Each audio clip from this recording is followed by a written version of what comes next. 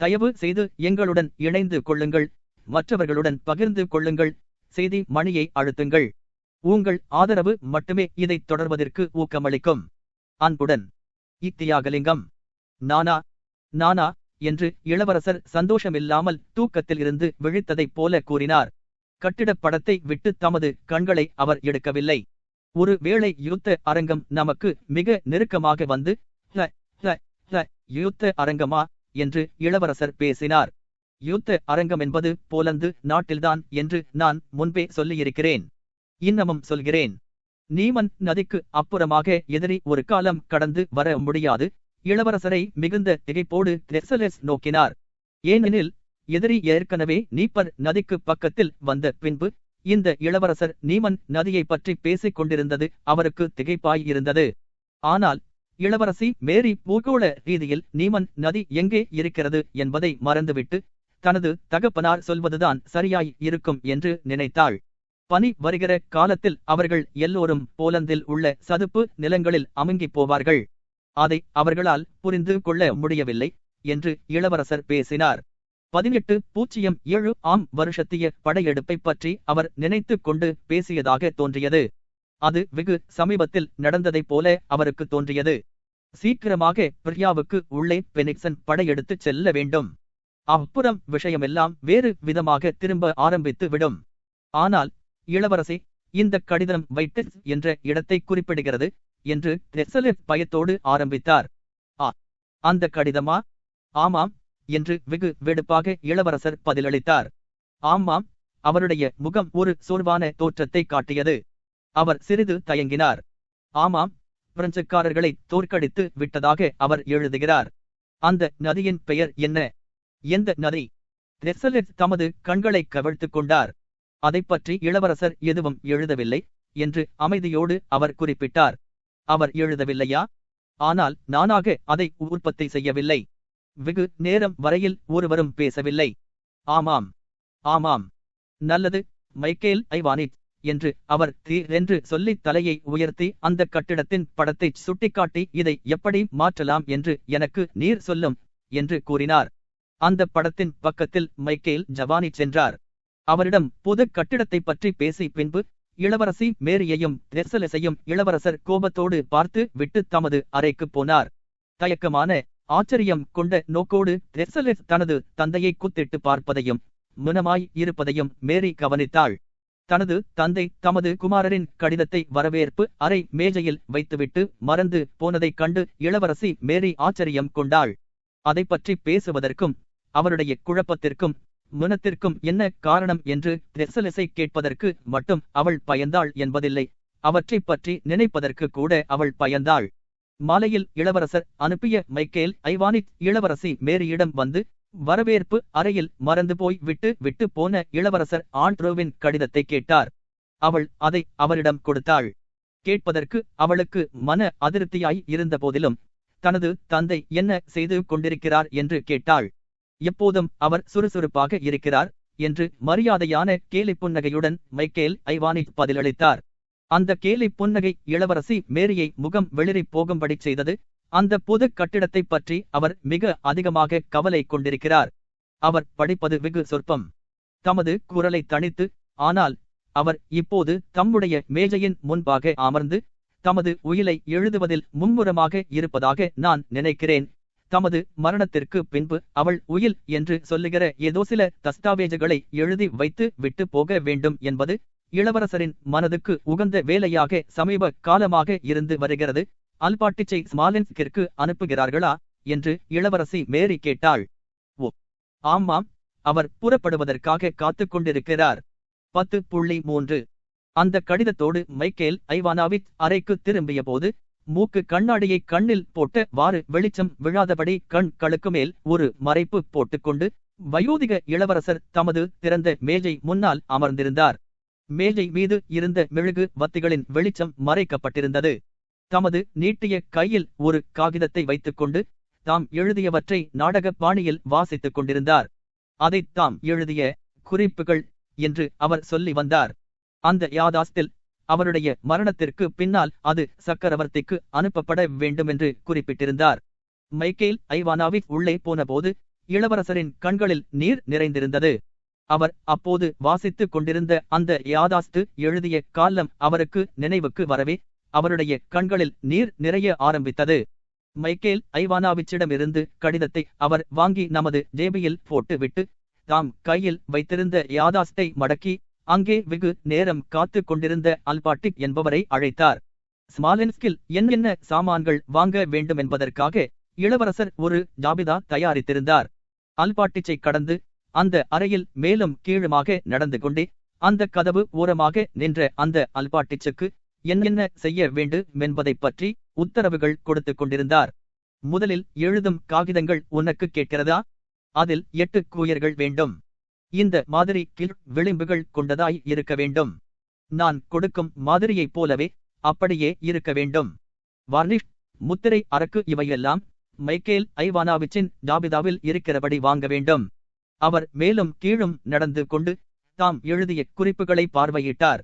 அதன் பின்னால் இந்த யாதாஸ்தை பற்றி ஒரு கடிதத்தை சுவர்ணரிடம் நேராக கொடுக்க வேண்டும். அடுத்தபடியாக அந்த புது கட்டிடத்தின் கதவுகளுக்கு புதிய கீல்கள் வாங்க வேண்டும். இளவரசரை படம் போட்டு கொடுத்த மோஸ்தர்படி விசேஷமாய் தயாரிக்கப்பட்டிருக்க வேண்டும். இந்த உயிலை வைப்பதற்கு ஒரு நல்ல பெட்டி ஒன்று வேண்டும் லோட். 2 மணி நேரங்களாக அல்பாட்டிச்சுக்கு அவர் உத்தரவுகள் கொடுத்துங்கூட இன்னும் அவரை போகவிடவில்லை.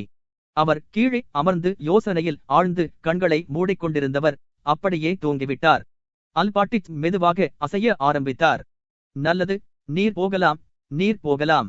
இன்னும் ஏதாவது வேண்டியிருந்தால் உமக்கு பின்னால் சொல்லி அனுப்புகிறேன் லோட். அல்பாட்டிச் வெளியே போனார். இளவரசர் மீண்டும் தமது பீரோவின் பக்கமாக சென்று அதன் உள்ளே பார்த்தார்.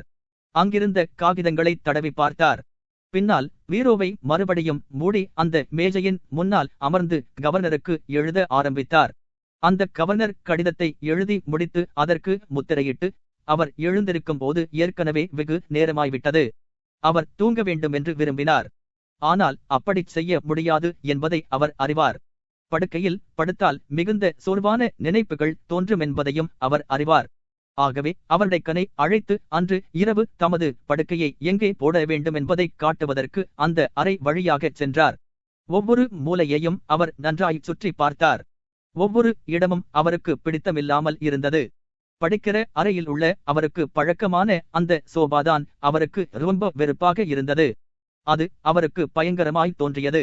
ஒரு வேளை அவர் படுத்திருந்த காலத்தில் அவருக்கு நேர்ந்த மன துன்பமான சிந்தனைகள் அதற்கு காரணமாக இருக்கலாம். ஒவ்வொரு பக்கமும் அவருக்கு மனதுக்கு திருப்தியில்லை.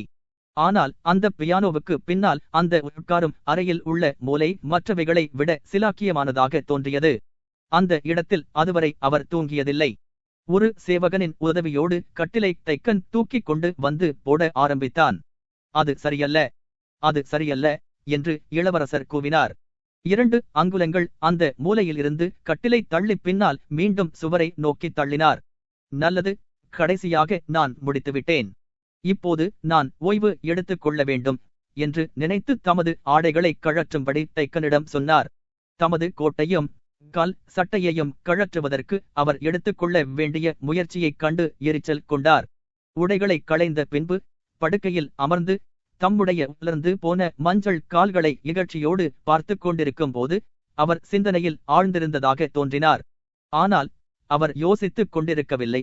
அந்த கால்களை கட்டில் மேலே தூக்கி வைக்க வேண்டிய சிரமத்திற்காக அந்த வேலையை ஒத்தி வைத்துக் கொண்டிருந்தார்.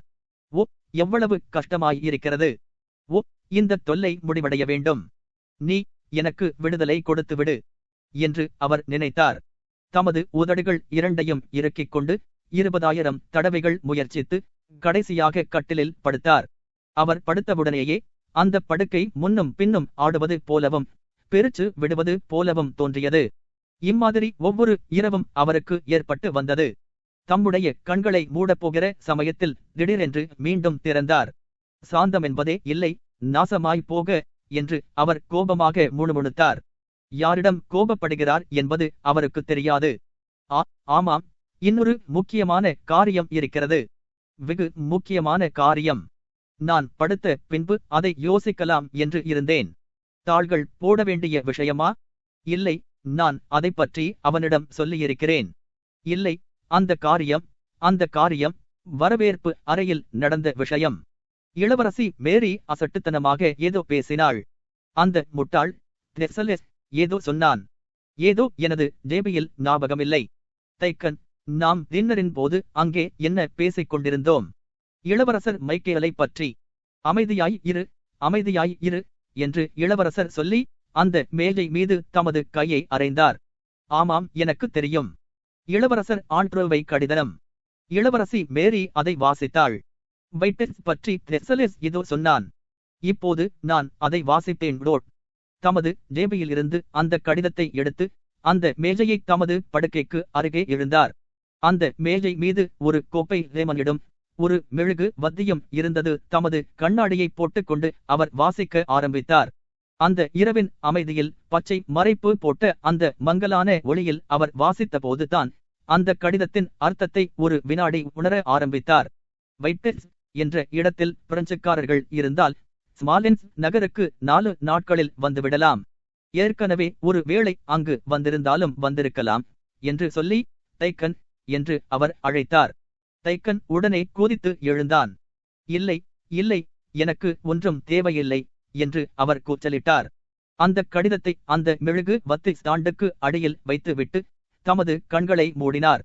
பிரகாசமான நடுப்பகலில் அந்த தான்யோ நதியின் காட்சி அவருக்கு முன்னால் கிளம்பென நாணல்களும் ருஷ்ய முகாம்களும் தோன்றின. தம்முடைய ஆரோக்கியமான முகத்தில் ஒரு சுருக்கம் கூட இல்லாதபடி தாம் ஒரு வாலிப ஜெனரலாய் சுறுசுறுப்போடும் உற்சாகத்தோடும் இருந்த காட்சி அவருக்கு தோன்றியது. பாட்டம்கினுடைய பல வர்ண கூடாரத்திற்குள் நுழைந்ததும் அங்கே ஏற்பட்ட பொறாமையும் அவருக்கு அச்சமயத்தில் மனக்கண் முன் தோன்றி, அக்காலத்தில் அந்த உணர்ச்சிகள் எவ்வளவு பலமாய் இருந்தனவோ அதே மாதிரி இப்போதும் பலமாய் தோன்றின. பாட்டம்கின்னை அவர் முதலில் பார்த்தபோது பேசிய வார்த்தைகளை இப்போது நினைத்து பார்த்தார். தமக்கு முன்னால் ஒரு பருத்த மஞ்சள் முகம் கொண்ட குட்டையான தடித்த பெண்ணாகிய சக்கரவர்த்தினி மாதாவும் அவளுடைய புன்முறுவலும் அவரை முதலில் அருள் கூர்ந்து வரவேற்றதும் தோன்றின. பின்னால் அவளுடைய சவப்பெட்டியில் அவளுடைய கையை முத்தமிடுவதற்காக ஜூபான் என்பவரோடு அவர் போட்ட சண்டையும் அவருக்கு முன்னால் வந்து தோன்றின. ஓ, சீக்கிரம், சீக்கிரம், இப்போது உள்ளவைகளையெல்லாம் விட்டுவிட்டு அந்த காலத்திற்கு போக முடியுமானால் சீக்கிரம், சீக்கிரம் என்னை அவர்கள் அமைதியாக இருக்க விடுவார்களாக. ரோட் 10.4. இளவரசர் நிக்கலஸ் பால்கோன்ஸ்கியின் எஸ்டேட்டான பாலுடு ஹில்ஸ் என்பது ஸ்மாலென்ஸ் என்ற இடத்தில் இருந்து கிழக்கே 40 மைல் தூரத்தில் இருக்கிறது. மாஸ்கோவுக்கு போகிற பிரதான ரஸ்டாவில் இருந்து 2 மைல் தூரத்தில் அது இருக்கிறது. அல்பாட்டிச்சுக்கு உத்தரவுகள் கொடுத்தனுப்பிய அன்று மாலையில் இளவரசி மேரியை தெசலெஸ் பார்த்து பேசினார். இளவரசர் உடம்பு சுக்கியமாய் இல்லை. அதோடு அவருடைய பந்தோபஸ்துக்காக எவ்விதமான நடவடிக்கையும் அவர் எடுக்கவில்லை. இளவரசர் ஆண்ட்ரோவின் கடிதத்தில் இருந்து பாலுடு ஹில்ஸ் எஸ்டேட்டில் இருப்பது மிகுந்த ஆபத்தானதாய் இருக்கும் என்று தெரிகிறது. ஆகவே அல்பாட்டிச் மூலம் ஸ்மாலென்ஸ்கில் இருக்கும் இந்த மாகாண கவர்னருக்கு ஒரு கடிதத்தை அனுப்பும்படி அவர் யோசனை கூறினார். அதாவது அப்போதுள்ள நிலைமையை பற்றியும் பாலுடு ஹில்ஸ் எஸ்டேட்டுக்கு நேரக்கூடிய ஆபத்தை பற்றியும் தனக்கு தெரிவிக்க வேண்டுமென்று அந்த கடிதத்தில் கவர்னரை அவள் கேட்க வேண்டுமென்று கூறினார். இளவரசி மேரிக்காக இந்த கடிதத்தை தெசலெஸ் எழுதினார். அதில் அவள் கையெழுத்திட்டாள். அதை அல்பாட்டிச்சிடம் கொடுத்து கவர்னரிடம் கொடுக்கும்படி, அங்கே ஏதாவது ஆபத்து இருந்தால் உடனே திரும்பி வந்து விடும்படியும் அவருக்கு சொன்னார்கள். எல்லா உத்தரவுகளையும் பெற்றுக்கொண்ட பின்பு ஒரு வெள்ளை தொப்பியை இளவரசர் பரிசாக கொடுத்தது அணிந்து கொண்டு இளவரசரைப் போல கையில் ஒரு பிரம்பை கைப்பற்றி தமது குடும்ப சிகிதமாக அல்பாட்டிச் வெளியே வந்தார்.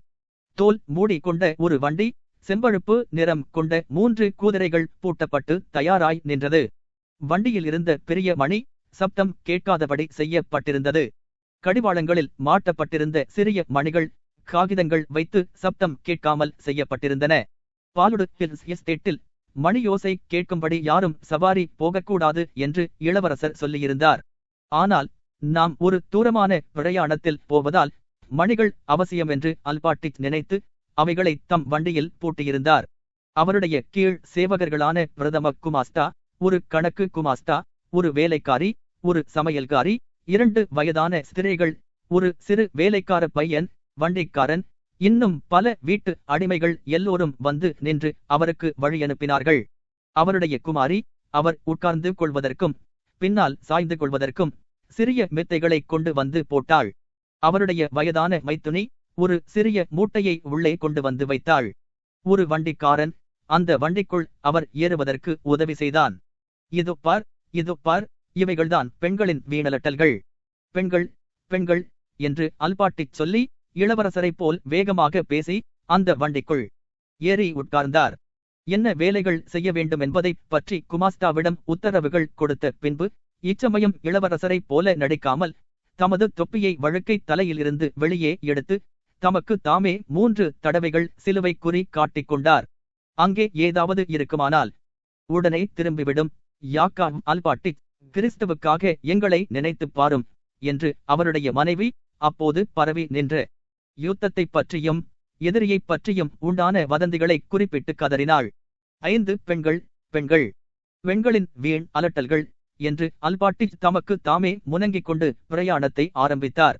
மஞ்சள் நிறமான தானிய வயல்களையும் இன்னமும் பச்சையாக தோன்றிக் கொண்டிருக்கும் அடர்த்தியாய் வளர்ந்திருந்த தானிய வயல்களையும் பயிரிடுவதற்காக 2வது தடவையாக உழுது கொண்டிருந்த கரும்பு வயல்களையும் பார்த்து கொண்டே போய்க் கொண்டிருந்தார். அவர் போய்க் கொண்டிருக்கும் போதே அந்த வருஷத்தில் தானிய விளைச்சல் மிக சிலாக்கியமானதாக இருப்பதை மகிழ்ச்சியுடன் பார்த்தார். தானிய வயல்களை அவர் பார்த்து கொண்டு போனபோது இங்குமங்கும் சில வயல்களில் அறுவடையாய் இருப்பதைக் கண்டார். அதிலிருந்து அவை பயிரிடப்படுகிற காலத்தையும் அறுவடையாகிற காலத்தையும் கணக்கு போட்டுக் கொண்டிருந்தார். இளவரசர் சொல்லிய உத்தரவுகளில் தாம் ஏதாவது மறந்து விட்டாரா என்பதைப் பற்றியும் அவர் சிந்தித்துக் கொண்டிருந்தார். வருகிற வழியில் குதிரைகளுக்கு 2 தடவைகள் தீனி போட்ட பின்பு ஆகஸ்ட் 4ஆம் தேதியன்று மாலையில் அந்த பட்டணத்திற்கு வந்து சேர்ந்தார். வருகிற வழியில் துருப்புகளையும் சாமான் வண்டிகளையும் அவர் பார்த்தார். அவைகளை கடந்து அவர் ஸ்மாலென்ஸ் நகருக்கு பக்கத்தில் வந்தபோது தூரத்தில் சுடுகிற சப்தம் அவருக்கு கேட்டது. ஆனால் இவையெல்லாம் அவர் மனதில் ஒன்றும் பதியவில்லை. அவர் மனதில் பதிந்தது என்னவென்றால், தானிய வயலுக்கு மத்தியில் அந்த கதிர்களை குதிரைகளின் தீவனத்திற்காக அறுத்துவிட்டு அங்கே கூடாரம் அடித்திருந்ததேயாகும். இதுதான் அல்பாட்டிச் மனதில் ஆழமாய் பதிந்தது. ஆனால் தமது சொந்த காரியங்களை பற்றி மீண்டும் அவர் யோசிக்க ஆரம்பித்த போது இதையும் கூட மறந்து விட்டார். அவருடைய வாழ்க்கையில் 30 வருஷங்களுக்கு மேலாக இளவரசரின் கருத்து எதுவோ அதுவே அவருடைய சிரத்தைகளையெல்லாம் கட்டுப்படுத்தி வந்தது.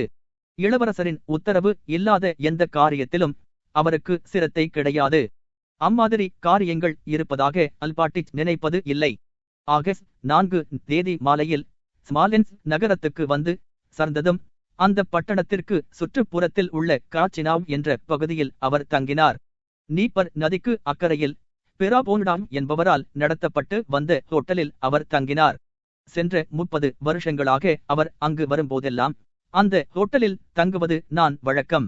அந்த பெராபோன்டாம் என்பவர் 30 வருஷங்களுக்கு முன்னால் அல்பாட்டிச்சுடைய யோசனைப்படி இளவரசரிடமிருந்து ஒரு காட்டை விலைக்கு வாங்கினார். அதில் உள்ள மரங்களை அவர் சில்லறையாக வியாபாரம் செய்ய ஆரம்பித்து இப்போது அவருக்கு ஒரு வீடும் ஒரு ஹோட்டலும் ஒரு தானிய கடையும் அந்த மாகாணத்தில் இருக்கின்றன. அவர் பருத்த கருத்த சிவப்பான முகத்தோடு கனத்த உதடுகளும் அகலமான மூக்கும் கொப்பளங்கள் கொண்ட சுருக்கம் விழுந்த நெற்றியும் ஒரு பெரிய தொந்தியும் கொண்ட 40 வயதான ஒரு விவசாயி. அவருடைய பருத்தி சட்டைக்கு மேலாக ஒரு மார்பு சட்டை அணிந்து தெருவை பார்த்து இருந்த தமது ஹோட்டலின் வாசலில் நின்று கொண்டிருந்தார். அல்பாட்டிச்சை பார்த்ததும் அவரிடம் சென்றார். யாக்கா அல்பாட்டிச், உமக்கு நல்வரவு. மக்கள் இந்த பட்டணத்தை விட்டு வெளியே போய்க் கொண்டிருக்கிறார்கள், ஆனால் நீர் பட்டணத்திற்குள் வருகிறீர் என்றார். அவர்கள் எதற்காக பட்டணத்தை விட்டு போகிறார்கள் என்று அல்பாட்டி கேட்டார். அதைத்தான் நானும் சொல்லுகிறேன், மக்கள் முட்டாள்கள். எப்பொழுதுமே அந்த பிரெஞ்சுக்காரரை பார்த்து பயந்து கொண்டிருக்கிறார்கள். பெண்களின் வீண் அலட்டல்கள், பெண்களின் வீண் அலட்டல்கள் என்று அல்பாட்டி கூறினார். நானும் அதைத்தான் நினைக்கிறேன் யாக்கா அல்பாட்டிச். நான் என்ன சொல்கிறேன் என்றால், அவர்களை உள்ளே விடக்கூடாது என்று உத்தரவுகள் பிறப்பிக்கப்பட்டிருக்கின்றன. ஆகவே அது சரியாய்த்தானிக்கும். ஒரு வண்டிக்கு 3 ரூபிள்கள் வாடகை வேண்டுமென்று விவசாயிகள் கேட்கிறார்கள். அது கிறிஸ்தவ தர்மமல்ல. யாக்கா அல்பாட்டிச் அதை கவனிக்காமலேயே கேட்டு வந்தார். சாமோவார் என்ற தேநீர் பாத்திரம் ஒன்று கொடுக்கும்படி அவர் கேட்டார். தமது குதிரைகளுக்கு வைக்கோல் வேண்டும் என்றும் அவர் சொன்னார். அவர் தேநீரை பருகி முடித்த பின்பு படுப்பதற்கு போய்விட்டார். இரவு பூராவாக அந்த ஹோட்டலை கடந்து துருப்புகள் போய்கொண்டே இருந்தன. பட்டணங்களில் எல்லாம் அவர் அணிந்து கொள்ளும் சட்டையை அடுத்த நாள் காலையில் அல்பாட்டிச் மேலே அணிந்து கொண்டு தமது வேலையாக வெளியே சென்றார். அன்று காலை சூரியன் பிரகாசமாய் இருந்தது. 8 மணிக்கெல்லாம் உஷ்ணமாய் தோன்றியது. அறுவடைக்கு சரியான தினம் என்று அல்பாட்டிச் நினைத்தார். வெளியே அன்று காலையிலிருந்து நகரத்திற்கு சுட்டுக் கொண்டிருக்கிற சத்தம் கேட்டுக் கொண்டிருந்தது. துப்பாக்கி சுடுகிற சப்தத்தோடு வீரங்கி சுடுகிற சப்தமும் 8 மணிக்குச் சேர்ந்து கொண்டது. தெருக்கள் வழியாக மக்கள் வேகமாக போய்க் கொண்டிருந்தார்கள். ஆனால் தெருக்களின் ஏராளமான சிப்பாய்களும் இருந்தார்கள். வண்டிகள் இன்னமும் ஓடிக்கொண்டிருந்தன. வியாபாரிகள் தங்கள் கடைகளில் நின்று கொண்டிருந்தார்கள். மாதா கோயில்களில் வழக்கம் போல பிரார்த்தனைகளும் நடைபெற்றுக் கொண்டிருந்தன. கடைகளுக்கும் சர்க்கார் காரியாலயங்களுக்கும் தபால் ஆபீஸுக்கும் கவர்னரின் மாளிகைக்கும் அல்பாட்டிச் போனார். சர்க்கார் காரியாலயங்களிலும் கடைகளிலும் தபாலாபீஸ்களிலும் ஒவ்வொருவரும் இராணுவத்தைப் பற்றியும் நகரை ஏற்கனவே தாக்க ஆரம்பித்துவிட்ட எதிரியைப் பற்றியும் பேசிக் கொண்டிருந்தார்கள். என்ன செய்ய வேண்டும் என்று ஒவ்வொருவரும் கேட்டுக் கொண்டிருந்தார்கள். எல்லோரும் ஒருவரை ஒருவர் சாந்தப்படுத்த முயற்சி செய்து கொண்டிருந்தார்கள். கவர்னரின் மாளிகைக்கு முன்பாக ஏராளமான பேர்கள், கோசாக்குகள், கவர்னருக்கு சொந்தமான ஒரு பிரயாண வண்டி இவ்வளவும் நிற்பதை அல்பாட்டிச் பார்த்தார். மண்டப முற்றத்தில் மிராசுதார்களான 2 கனவான்களை அவர் சந்தித்தார். அவர்களில் ஒருவரை அவருக்கு முன்பே தெரியும். போலீஸ் படையில் மாதி கேட்பனான அந்த மனிதர் கோபமாக சொல்லிக் கொண்டிருந்தார். இது ஒன்றும் வேடிக்கையல்ல, உமக்கே தெரியும். தனிமையில் இருந்தால் அதெல்லாம் சரிதான். ஒருவன் வீழ்ந்தாலும் அவன் ஒருவன்தான் என்று பழமொழி சொல்கிறது. ஆனால் குடும்பத்தில் 13 பேர்கள் இருக்கிறார்கள். இவர்களைத் தவிர சொத்துக்கள் நிறைய இருக்கின்றன. அவர்கள் நாம் அடியோடு நாசமடைகிற மாதிரி செய்துவிட்டார்கள். அம்மாதிரி செய்வதற்கு அவர்கள் எப்போற்பட்ட கவர்னர்கள்? அவர்களை தூக்கில் போட வேண்டும், கொள்ளைக்காரர்கள். சரிதான், வாரும், அது போதும் என்றார் மற்றவர். நான் ஏன் கவலைப்பட வேண்டும்? அவர் கேட்டுக் கொள்ளட்டும். நாம் நாய்கள் அல்ல என்று அந்த போலீஸ் மாதி கேப்டன் சொல்லி சுற்றி பார்த்தபோது அல்பாட்டிச்சை கவனித்தார். ஓ, யாக்கா அல்பாட்டிச், நீர் எதற்காக வந்திருக்கிறீர்? மாட்சிமை தங்கியவரின் உத்தரவுப்படி கவர்னரை பார்ப்பதற்காக வந்திருக்கிறேன் என்று அல்பாட்டிச் சொல்லி தமது தலையை நிமிர்த்தி தமது கொட்டிற்குள்ளாக மார்பிற்கு கையை நுழைத்தார். இளவரசரை குறிப்பிடும் போதெல்லாம் அவர் அம்மாதிரி செய்து வழக்கம். இங்குள்ள விஷயங்களைப் பற்றி விசாரித்து வருமாறு அவர் எனக்கு உத்தரவிட்டிருக்கிறார் என்று அவர் மேலும் சொன்னார். ஆமாம், பூம், நீர் கண்டுபிடியும் என்று அந்த கோபமான கனவான் கூச்சலிட்டார். அவர்கள் இந்த நிலைமைக்கு விஷயங்களை கொண்டு வந்து விட்டார்கள். இங்கே வண்டியோ வேறென்றோ கிடையாது. மறுபடியும் அதே விஷயம்தான். உமக்கு காது கேட்கிறதா என்று அவர் சொல்லி சுடுகிற சப்தம் வருகிற திசையை நோக்கிச் சுட்டிக்காட்டினார். நம் எல்லோருக்கும் அவர்கள் நாசத்தை கொண்டு வந்து விட்டார்கள், கொள்ளைக்காரர்கள் என்று அவர் மீண்டும் சொல்லி மண்டப முற்றத்து படிகளில் இறங்கினார். அல்பாட்டிச் தமது தலையை இங்கும் அங்கும் ஆட்டிக்கொண்டே மெத்தைப்படிகளில் ஏறிப்போனார். காத்திருக்கும் அறையில் வியாபாரிகள், பெண்கள், அதிகாரிகள் எல்லோரும் ஒருவரை ஒருவர் முனமாய் பார்த்து கொண்டு அமர்ந்திருந்தார்கள். ரோட் கவர்னருடைய அறை கதவு திறக்கப்பட்டது. எல்லோரும் எழுந்து முன்னே நகர்ந்தார்கள். ஒரு அதிகாரி வெளியே ஓடி வந்து ஒரு வியாபாரியிடம் ஏதோ சில வார்த்தைகள் சொன்னார். ஒரு சிலுவையை கழுத்தில் தொங்கவிட்டுக் கொண்டிருந்த ஒரு பருத்த அதிகாரியை தமக்கு பின்னால் வருமாறு சொல்லிவிட்டு மீண்டும் அவர் உள்ளே மறைந்தார். அங்கிருந்தவர்களின் கேள்விக்குறிகளையோ அல்லது கேள்விகளையோ அவர் தவிர்க்க விரும்பியதாக தோன்றியது. அல்பாட்டிச் முன்னால் நகர்ந்தார். அந்த அதிகாரி அடுத்த தடவை அந்த அறைக்கு வந்தபோது அவரை பார்த்து பேசினார். ஒரு கையை தமது கோட்டுக்கு மேல் மார்பில் வைத்துக்கொண்டு அவரிடம் 2 கடிதங்களை கொடுத்தார். மேன்மை தங்கிய வாரன் ஆஷ் அவர்களுக்கு பிரதான ஜெனரல் இளவரசர் பால்கோன்ஸ்கி அனுப்பிய கடிதம் என்று அவர் மிகுந்த பவித்திரத்துடனும் முக்கியத்துவத்தோடும் கூறியபடியால் அந்த அதிகாரி அவரை திரும்பி பார்த்து அவரிடமிருந்த கடிதங்களை எடுத்துக்கொண்டார். சில நிமிஷங்களுக்குப் பிறகு அல்பாட்டிச்சை அழைத்து கவர்னர் அவரிடம் அவசரமாக பேசினார். எனக்கு எதுவும் தெரியாது என்று இளவரசருக்கும் இளவரசிக்கும் சொல்லும். மேலிடத்திலிருந்து வருகிற உத்தரவுகளின்படிதான் நான் இங்கே நடக்கிறேன் இங்கே என்று சொல்லி அல்பாட்டிச்சிடம் ஒரு காகிதத்தை கொடுத்தார். இருந்தாலும் இளவரசர் அசுக்கியமாய் இருக்கிறபடியால் அவர்கள் மாஸ்கோவுக்கு போக வேண்டுமென்பதுதான் எனது ஆலோசனை. நான் இப்போது புறப்பட்டுக் கொண்டிருக்கிறேன். இதை அவரிடம் தெரிவித்துவிடும். ஆனால் கவர்னர் அதை முடிக்கவில்லை. தூசியும் வேர்வையும் நிறைந்த ஒரு அதிகாரி அந்த அறைக்கு ஓடி வந்து எதையோ பிரெஞ்சு மொழியில் பேச ஆரம்பித்தார். கவர்னரின் முகம் பயங்கரத்தை காட்டியது. "போம்" என்று அவர் சொல்லி அல்பாட்டிற்கு தமது தலையை ஆட்டிவிட்டு மீண்டும் அந்த அதிகாரியை கேள்வி கேட்டார். ஆவலும் வீதியும் திக்கற்ற தன்மையும் நிறைந்த பார்வைகள் அல்பாட்டிச்சின் மீது அவர் கவர்னர் அறையை விட்டு வெளியே வந்தபோது திரும்பின. தம்மை அறியாமலேயே அந்த வெடி சப்தத்தை கவனித்தார். அது சமீபத்தில் நெருங்கி விட்டது போலவும் பலத்தில் அதிகரித்தது போலவும் அவருக்கு தோன்றியது.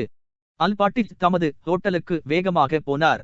அவரிடம் கவர்னர் கொடுத்த கடிதத்தில் பின் வருமாறு எழுதப்பட்டிருந்தது: ஸ்மாலென்ஸ் நகரத்திற்கு கொஞ்சம் கூட அபாயம் கிடையாது என்பதை நான் உமக்கு உறுதி கூறுகிறேன். அதற்கு யாராலாவது அபாயம் ஏற்படும் என்பதற்கும் வழி இல்லை. நான் ஒரு பக்கத்தில் இருந்தும் இளவரசர் பாக்ரேஷன் மற்றொரு பக்கத்தில் இருந்தும் நமது துருப்புகளை ஸ்மாலென்ஸ்க்கு முன்னால் ஒன்று சேர்ப்பதற்காக வந்து கொண்டிருக்கிறோம். அம்மாதிரி ஒன்று சேருவது 22 தேதியன்று நடக்கலாம். நமது 2 இராணுவங்களும் ஒன்றாக கூடி உமது பொறுப்பில் விடப்பட்டிருக்கிற நமது மாகாணத்தில் உள்ள மக்களை பாதுகாக்கும். நமது தந்தை நாட்டின் எதிரிகளை முறியடித்து விரட்டுகிற வரையில், அல்லது நமது வீரமுள்ள படைகளைச் சேர்ந்த கடைசி வீரன் இருக்கிற வரையில் நமது மாகாணத்தை நமது இராணுவம் காப்பாற்றி வரும். ஸ்மாலென்ஸ் நகரத்தின் மக்களை அம்மாதிரி 2 தீரம் மிகுந்த இராணுவங்கள் பாதுகாத்து வருவதால் நமக்கு வெற்றி நிச்சயம் என்றும் அந்த மக்கள் தைரியமாய் இருக்க வேண்டும் என்றும் நீர் உறுதி கூற வேண்டும். வாரக்ளே தி தாலி என்ற சேனாதிபதி ஸ்மாலென்ஸ் கவர்னரான வாரன் ஆஷ் என்பவருக்கு 1812 ஆம் வருஷத்தில் பிறப்பித்த உத்தரவுகள் மிகுந்த கவலை கொண்டு மக்கள் தெருக்களில் சுற்றி கொண்டிருந்தார்கள். வீட்டு பாத்திரங்களையும் நாற்காலிகளையும் வீருக்களையும் வண்டிகளில் உயரமாக அடுக்கிக் கொண்டு முற்றங்களில் இருந்து ஏராளமான வண்டிகள் வெளியே வந்து தெருக்களில் போய்க் கொண்டிருந்தன. சாமான்கள் ஏற்றிய வண்டிகள் பிராபோனிடாவின் கட்டிடத்திற்கு அடுத்த வீட்டில் நின்று காண்டிருந்தன. பெண்கள் வழியனுப்பிக் கொள்ளும் போது கதறிக்கொண்டும் அழுது கொண்டும் இருந்தார்கள். அந்த கடிவாளமிடப்பட்ட குதிரைகளுக்கு முன்பாக ஒரு சிறிய காவல் நாய் சுற்றி சுற்றி வந்து குலைத்துக் கொண்டு இருந்தது. அந்த சத்திரத்தின் முற்றத்திற்குள் சாதாரண நடையை விட வேகமாக அல்பாட்டிச் நுழைந்து தம்முடைய வண்டியும் குதிரையும் இருந்த கொட்டகைக்கு நேராக போனார். வண்டிக்காரன் தூங்கிக் கொண்டிருந்தான். அவர் அவனை எழுப்பி குதிரைகளுக்கு கடிவாளங்கள் போடும்படி சொல்லிவிட்டு அந்த ஆளோடி வழியாக போனார். அந்த ஹோட்டலின் சொந்தக்காரர் அறையிலிருந்து ஒரு குழந்தை அழுகிற சப்தம் வெளியே கேட்டது. ஒரு பெண்ணின் அதைரியமான விம்மல்களும் பிராபோனிடாவுடைய கோபமான கரகரப்பான கூச்சல்களும் கேட்டுக்கொண்டிருந்தன. அந்த சமையல்காரி ஆளோடியில் ஒரு பயந்து போன வெட்டை கோழியைப் போல இங்கும் அங்குமாய் ஓடிக்கொண்டிருந்தாள். அச்சமயம் அல்பாட்டிச் அங்கே நுழைந்தார். அவர் அவளை கொன்றுவிட்டார். எஜமானியை கொன்றுவிட்டார். அவளை அடித்தார். அவளை அங்கும் மிங்கும் இழுத்தார். எதற்காக என்ற அல்பாட்டிச் கேட்டார். அவள் இந்த ஊரை விட்டு போய்விட வேண்டுமென்று கெஞ்சிக் கொண்டே இருந்தாள். அவள் ஒரு பெண். என்னை எங்காவது அழைத்து போங்கள் என்று சொன்னாள். என்னுடைய சிறு குழந்தைகளுடன் இங்கே நான் மடிந்து போகும்படி விட்டுவிட வேண்டாம் என்று சொன்னாள். எல்லோரும் போய்விட்ட பின்பு நாம் மட்டும் ஏன் போகக்கூடாது என்று கேட்டாள். அவர் உடனே அவளை அடிக்கவும் அங்கும் மிங்கும் இழுக்கவும் ஆரம்பித்தார். தமது சம்மதத்தை காட்டுவது போல அல்பாட்டிச் தலையை ஆட்டினாலும் அதற்கு அதிகமாக கேட்க விரும்பாதவரை போல அந்த ஹோட்டல் சொந்தக்காரரின் அறைக்கு எதிராய் இருந்த அறையின் வாசலுக்கு போனார். அங்கேதான் அவர்தாம் வாங்கிய சாமான்களை வைத்திருந்தார். ஏ மிருகமே, ஏ கொலைகாரா என்று ஒரு மெல்லிய வெளிரிய பெண்ணின் கிரீச் குரல் கேட்டது. அதே சமயத்தில் அவள்கைகளில் ஒரு குழந்தையுடனும் தலையில் கட்டப்பட்டிருந்த கைக்குட்டை கிழிந்தும் அறை கதவு வழியாக வெளியே ஓடி வந்து படிகளில் இறங்கி முற்றத்திற்கு ஓடினாள். பிராபோனிடாம் அவளுக்கு பின்னால் வெளியே வந்தார். அல்பாட்டிச்சை அவர் பார்த்ததும் தமது மார்பு சட்டையை சரி செய்து கொண்டு தமது தலை முடியை தடவி ஒரு கொட்டாவி விட்டு அல்பாட்டிச்சுடன் எதிரே இருந்த அறைக்கு போனார். அதற்கு உள்ளாக புறப்பட்டு விட்டேரா என்று அவர் கேட்டார். அவர் கேட்டதற்கு பதில் சொல்லாமலும் அவரை பார்க்காமலும் தமது சாமான்களை ஒழுங்குபடுத்தி வைத்து கொண்டு தாம் எவ்வளவு பணம் கொடுக்க வேண்டுமென்று கேட்டார். நாம் கணக்கு போடுவோம். நல்லது, நீர் கவர்னரை பார்த்தேரா? என்ன தீர்மானம் செய்யப்பட்டது என்று பிராபோனிடான் கேட்டார். எதையும் நிச்சயமாக கவர்னர் தம்மிடம் சொல்லவில்லை என்று அல்பாட்டிச் பதிலளித்தார்.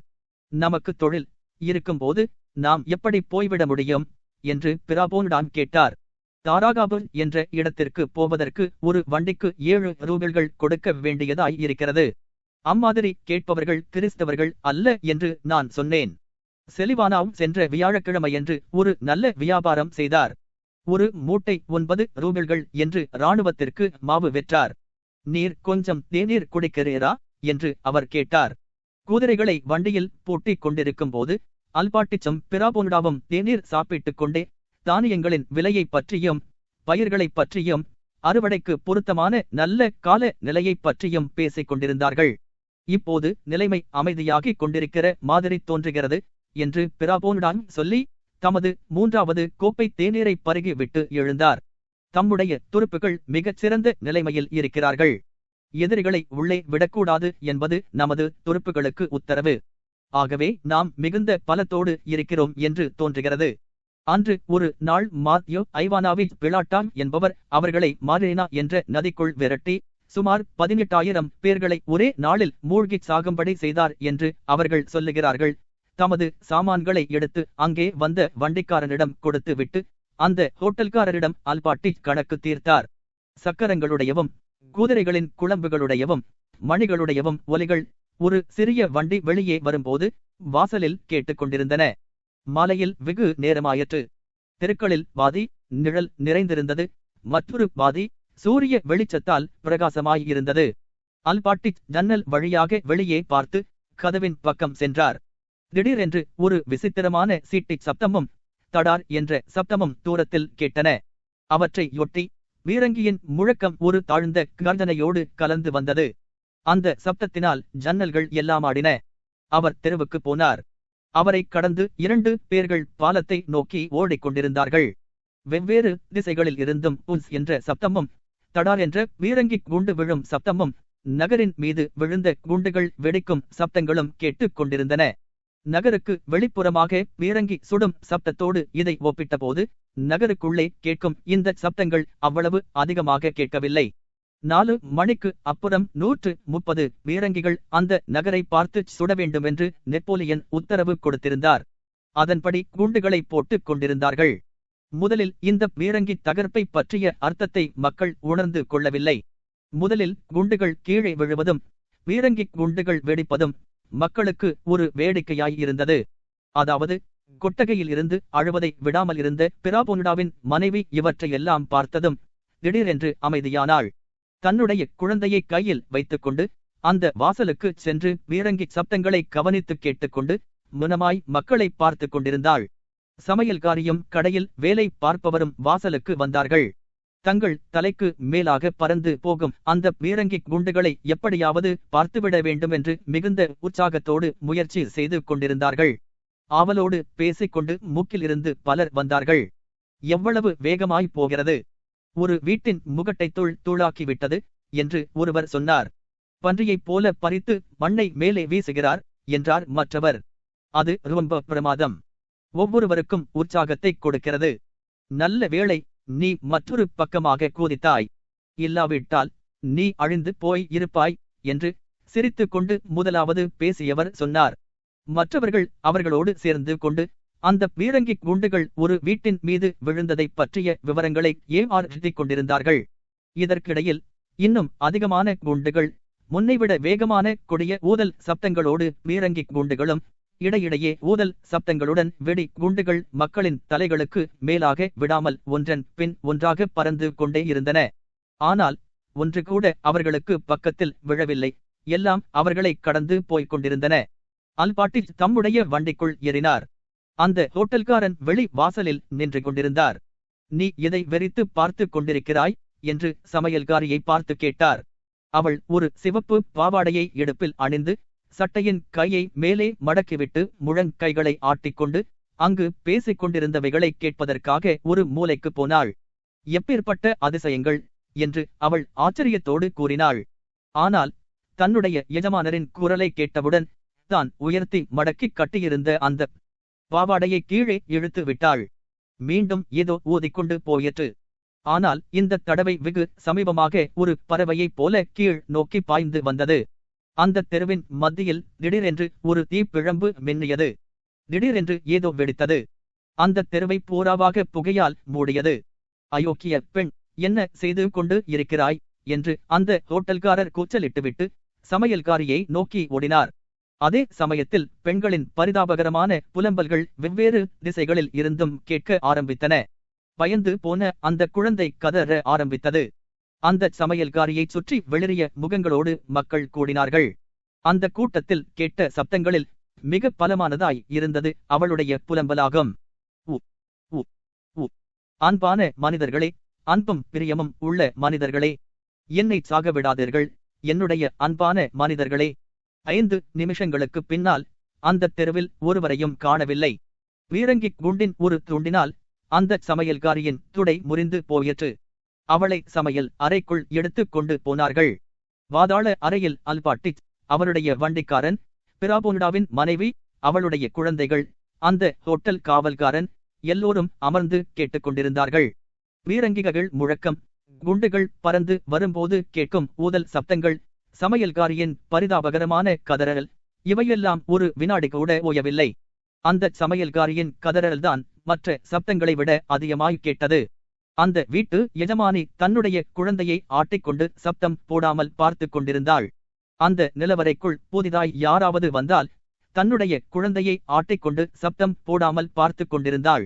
அந்த நிலவறைக்குள் புதிதாய் யாராவது வந்தால் கீழே நிலவறைக்கு வந்த ஒரு கடைக்காரன் அவளுடைய கணவர் மற்றவர்களோடு சேர்ந்து மாதா கோயிலுக்கு போய் இருப்பதாகவும், அங்கே இருந்து ஸ்மாலின்ஸ் நகரைச் சேர்ந்த அதிசயம் செய்யக்கூடிய அந்த உருவச் சிலையை எடுத்து வரப்போகிறார்கள் என்றும் சொன்னான்.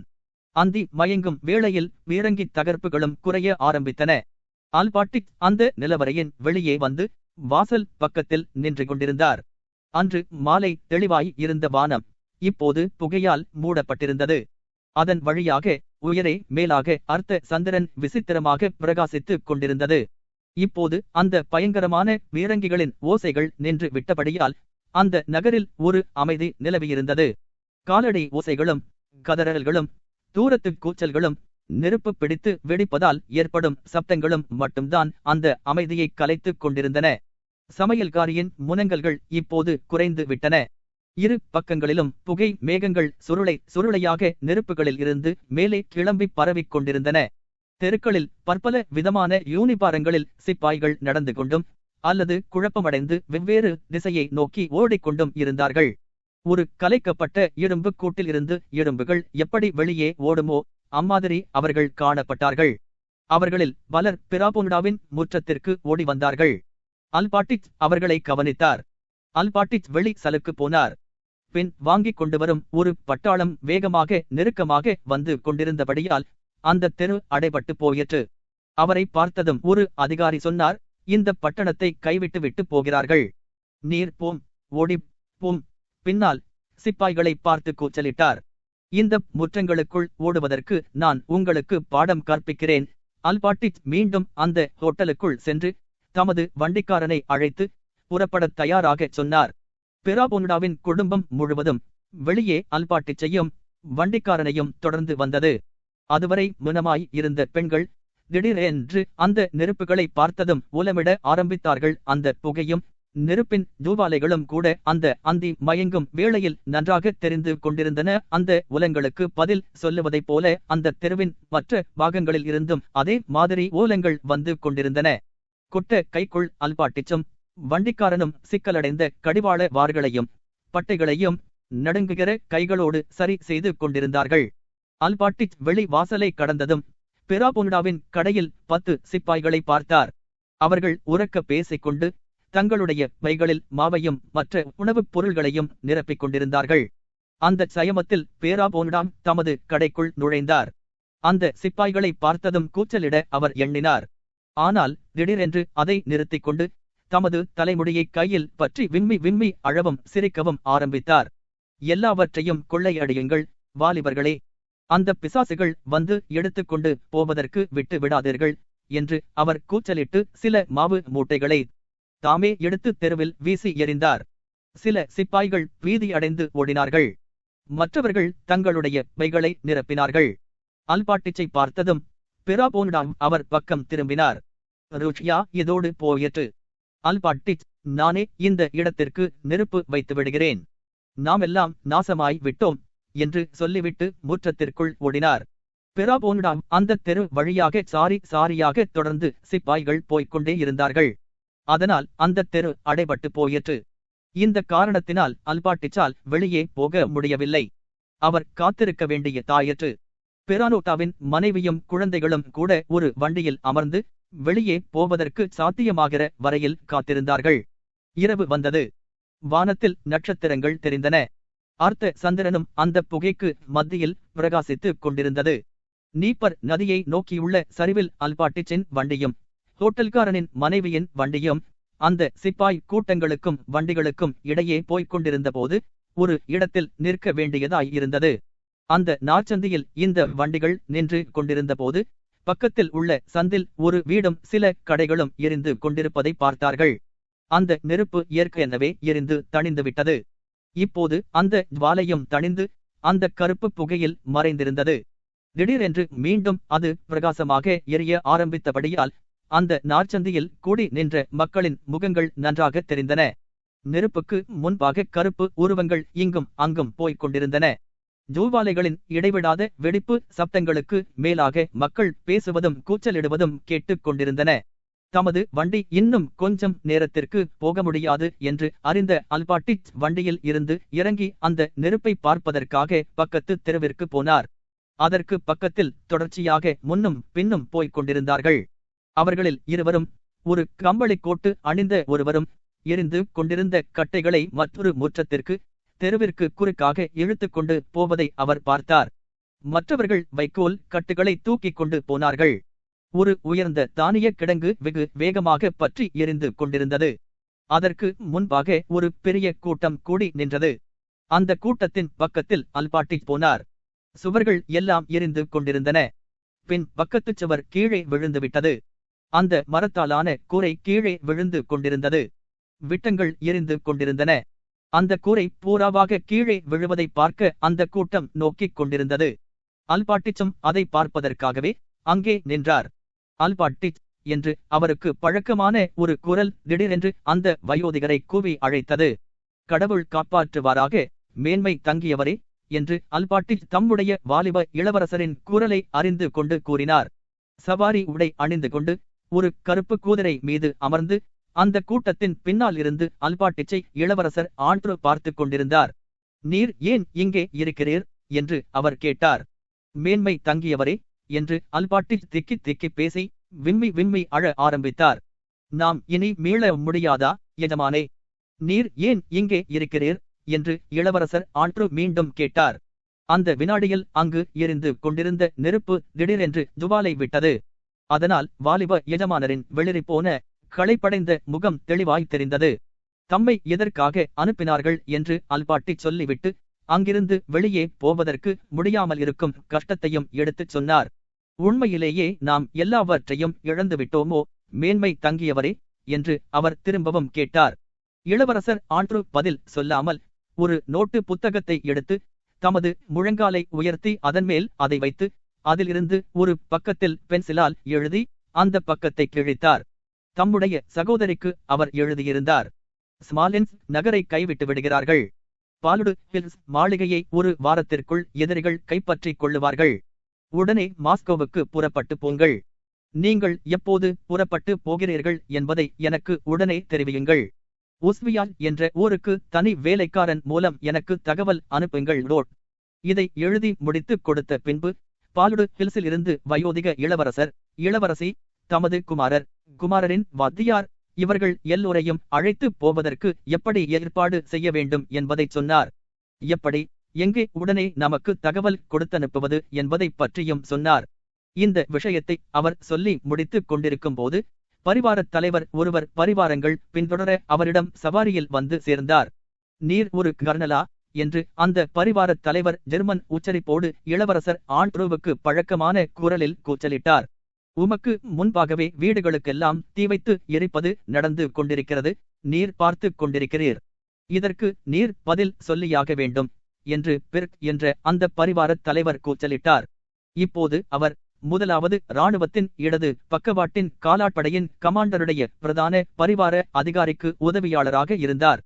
பிர்க் சொல்லியபடி அந்த பதவி மிகுந்த திருப்திகரமாகவும் சுகரியமாகவும் அவருக்கு இருக்கிறது. இளவரசர் ஆண்ட்ரு அவரை பார்த்தார். ஆனால் அவருக்கு பதில் எதுவும் சொல்லாமல் அல்பாட்டிச்சிடம் பேசிக்கொண்டே இருந்தார். 10 தேதி வரையில் அவர்களுடைய பதிலுக்காக காத்துக் கொண்டிருப்பேன் என்று அவர்களிடம் சொல்லும். 10 தேதியன்று எனக்கு அவர்கள் அந்த இடத்தை விட்டு போய்விட்டார்கள் என்ற தகவல் வரவில்லை என்றால், நான் போல பறந்து தொங்கியும் துருப்புகளின் கண்களிலும் காதுகளிலும் தலை முடிகளிலும் எல்லாவற்றையும் விட மோசமாக மனிதர்களுடையவும் மிருகங்களுடையவும் சுவாச வைகளிலும் போய் தங்கிவிடுகின்றன. சூரியன் உதயமாகி மேலே போக போக அந்த தூசிகளும் மேலே உயர உயர பறந்து கொண்டிருந்தன. அந்த தூசிகளின் வழியாக சூரியனை கூட திறந்த கண்களால் பார்க்க முடியும். அப்படி பார்க்கும்போது அந்த சூரியன் மேகமில்லாத அந்த வானத்தில் ஒரு பிரம்மாண்டமான சிவந்த பந்தை போல தொங்கிக் கொண்டிருப்பதை காணலாம். அங்கு காற்றே இல்லை. அந்த அசைவு இல்லாத சூழ்நிலையில் மனிதர்கள் மூச்சு திணறினார்கள்.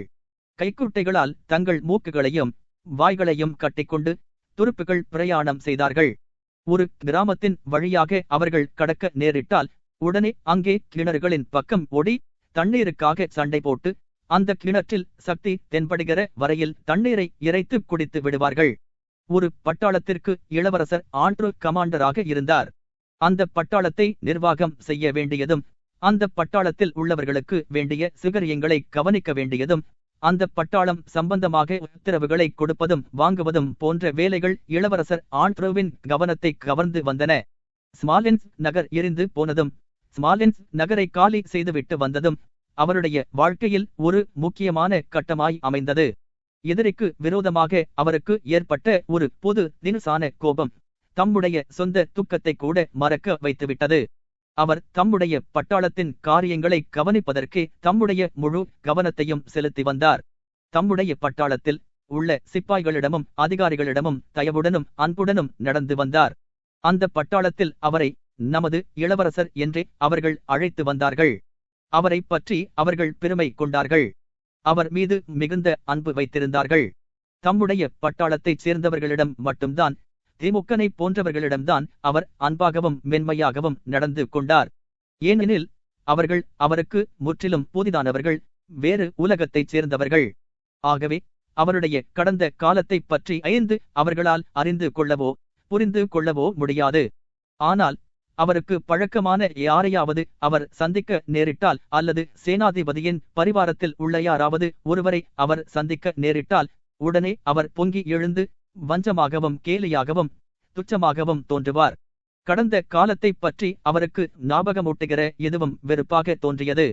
ஆகவே கடந்த காலத்தை பற்றி நினைவு படுத்துகிறவர்கள் யாரிடமாவது வேலைகள் இருந்தால் தமது கடமையை செய்யவும் நியாய தவறாக நடக்காமல் இருக்கவும் முயற்சி செய்வதோடு தாம் நின்று கொள்ளுவார். உண்மையில் ஒவ்வொன்றும் இருளாகவும் சோர்வாகவும் இளவரசருக்கு தோன்றியது. முக்கியமாக ஸ்மாலென்ஸ் நகரை ஆகஸ்ட் 6 தேதியன்று காலி செய்துவிட்டு வந்த பின்பும் அந்த நகரை தடுக்க முடியுமென்றும் தடுக்க வேண்டுமென்றும் அவர் நினைத்திருந்தார். அவருடைய அசுக்கியமான தந்தை மாஸ்கோவுக்கு போக வேண்டி இருந்ததற்கு பின்பும் அவருடைய தந்தை கட்டுவித்து அவருடைய அன்புக்குரிய பாலுடு ஹில்ஸ் மாளிகையை கொள்ளையடிப்பதற்கு விட்டுவிட்டு பின்பும் அவருக்கு எல்லாமே இருளாகவே தோன்றின. ஆனால் இவையெல்லாம் இருந்த போதிலும் கூட அந்த பொதுவான விஷயங்களைத் தவிர தம்முடைய பட்டாளத்தை பற்றியும் அவர் சிந்திக்க வேண்டியதாய் இருந்தது. அவருடைய தந்தையும் குமாரரும் சகோதரியும் மாஸ்கோவுக்கு புறப்பட்டு போய் விட்டார்கள் என்ற செய்தி 2 தினங்களுக்கு முன்புதான் அவருக்கு கிடைத்தது. பாலுடு ஹில்ஸ் மாளிகையில் அவருக்கு செய்ய வேண்டியது எதுவும் இல்லை என்றாலும் தம்முடைய மன துயரத்தை இன்னும் அதிகரித்து கொள்ள வேண்டும் என்ற அவருக்குள்ள விசேஷ ஆசையினால் பாலுடு ஹில்ஸ் மாளிகைக்கு போக வேண்டுமென்று அவர் தீர்மானித்தார். தம்முடைய குதிரைக்கு சேணமிடும்படி உத்தரவிட்டார். பிரயாணம் செய்து கொண்டிருந்த தம்முடைய பட்டாளத்தை விட்டு விலகி அவர் தம்முடைய தந்தையின் எஸ்டேட்டுக்கு சவாரி போனார். அந்த இடத்தில்தான் அவர் பிறந்து தமது குழந்தை பருவத்தில் வசித்து வந்தார். அங்கிருந்த குளத்தில்தான் டஜன் கணக்கான பெண்கள் தங்கள் துணிகளை அலசிக்கொண்டும் மரச் சம்மட்டிகளால் அடித்துக் கொண்டும் பேசிக்கொண்டும் துணி துவைப்பது வழக்கம். அந்த குளத்தை இளவரசர் ஆண்ட்ரூ இப்போது காணவில்லை. அங்கிருந்த மரப்படித்துறையும் பெயர்க்கப்பட்டிருந்தது. அந்த குளத்தின் மத்தியில் அது சாய்ந்து மிதந்து கொண்டிருந்தது. தோட்டக்காரன் விடுதிக்கு அவர் சவாரி போனார். கல் தூண் வாசலுக்கு அவர் போனதும் அங்கே ஒருவரையும் காணவில்லை. கதவு திறந்து கிடந்தது. தோட்டத்தில் உள்ள பாதைகளில் எல்லாம் ஏற்கனவே புல் முளைக்க ஆரம்பித்துவிட்டது. இங்கிலீஷ் தோட்டத்தில் குதிரைகளும் குதிரை குட்டிகளும் அங்கங்கே மேய்ந்து கொண்டிருந்தன. இளவரசர் ஆண்ட்ரூ செடி கூடத்திற்கு போனார். அங்கே இருந்த சில ஜன்னல் கண்ணாடிகள் உடைந்து போய் இருந்தன. அந்த இடத்திற்குள் தொட்டிகளில் வைக்கப்பட்டிருந்த செடிகளை குப்புற கவிழ்த்து போட்டிருந்தார்கள். மற்ற செடிகள் தண்ணீர் இல்லாமல் வாடிப் போயிருந்தன. தோட்டக்காரன் தாராஸ் என்பவனை கூப்பிட்டு அழைத்தார். ஆனால் ஒரு பதிலுமில்லை. அந்த செடிக்கூடத்தைச் சுற்றி அலங்காரத் தோட்டத்திற்குள் போனார். அந்த அலங்காரத் தோட்ட வேலைகள் முறிக்கப்பட்டு இருந்தன. நம் மரங்களின் கொப்புகளை நம் பழங்களோடு முறித்து கீழே போட்டிருந்தார்கள்.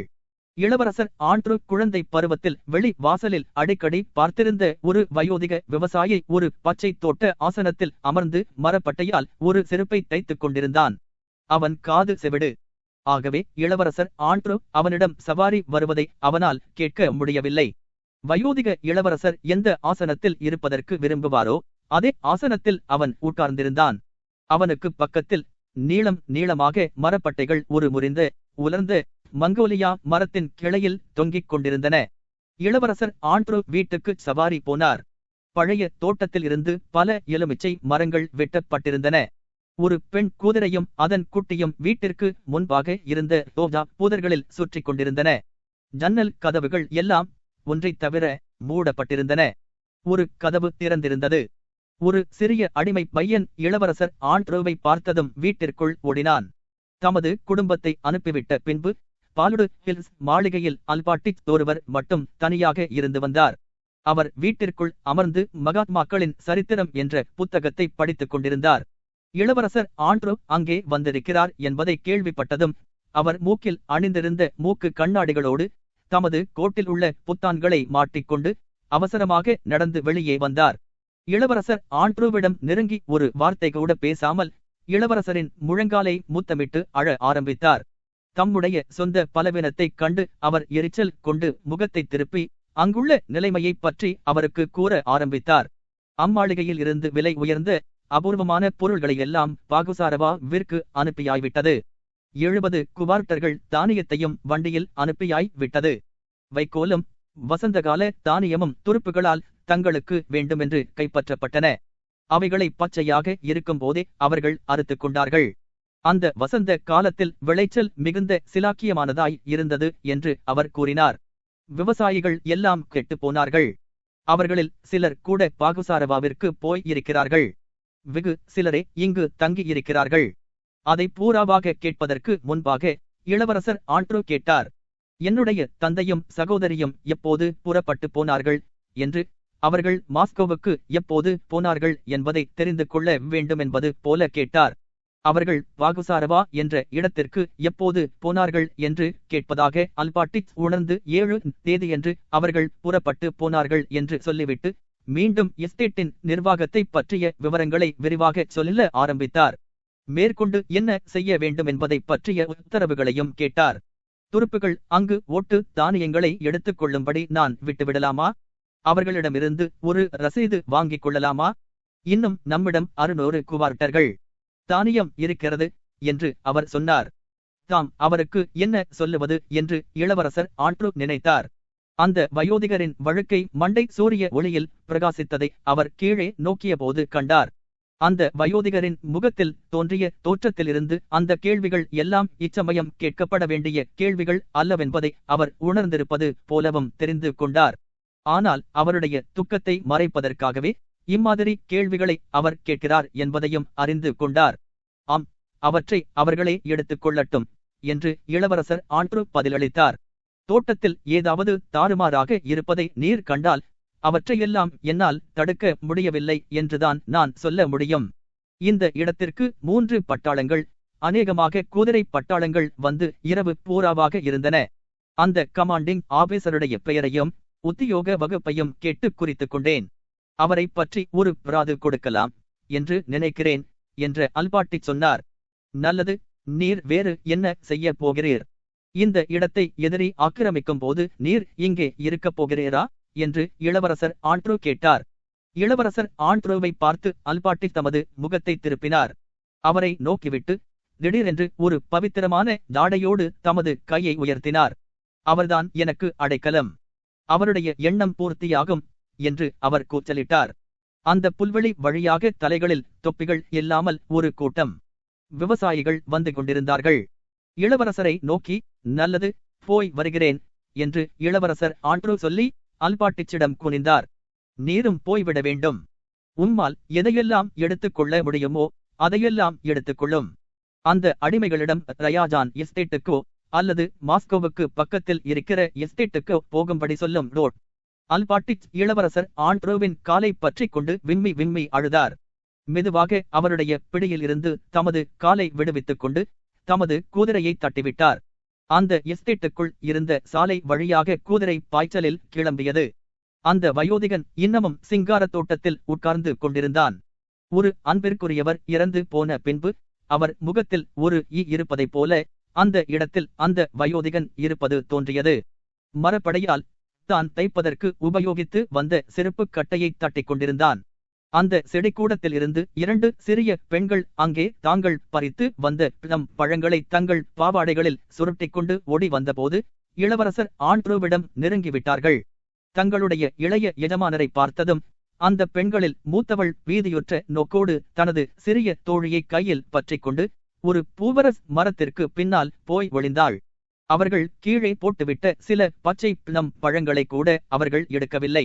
இளவரசர் ஆண்ட்ரூ தாம் கவனித்ததாக அந்த குழந்தைகளுக்கு தெரிய வேண்டாம் என்ற நினைப்போடு அப்பக்கமிருந்து முகத்தை வேறு பக்கமாக திருப்பி அவசரமாக போய்க் கொண்டிருந்தார். அந்த சிறிய அழகிய குழந்தையின் முகம் பீதியுற்றதைக் கண்டு அவர் வருந்தினார். அவளை பார்ப்பதற்கு அவர் தயக்கம் கொண்டாரென்றாலும் அந்த குழந்தையை பார்க்க வேண்டுமென்ற ஒரு தடுக்க முடியாத ஆசை அவருக்கு தோன்றியது.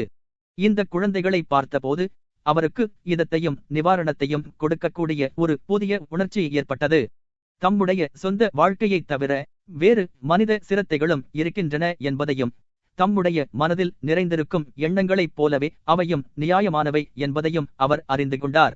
இந்த குழந்தைகள் மிகுந்த ஆவலோடு ஒரே ஒரு விஷயத்தை விரும்பின என்பது தெளிவானது.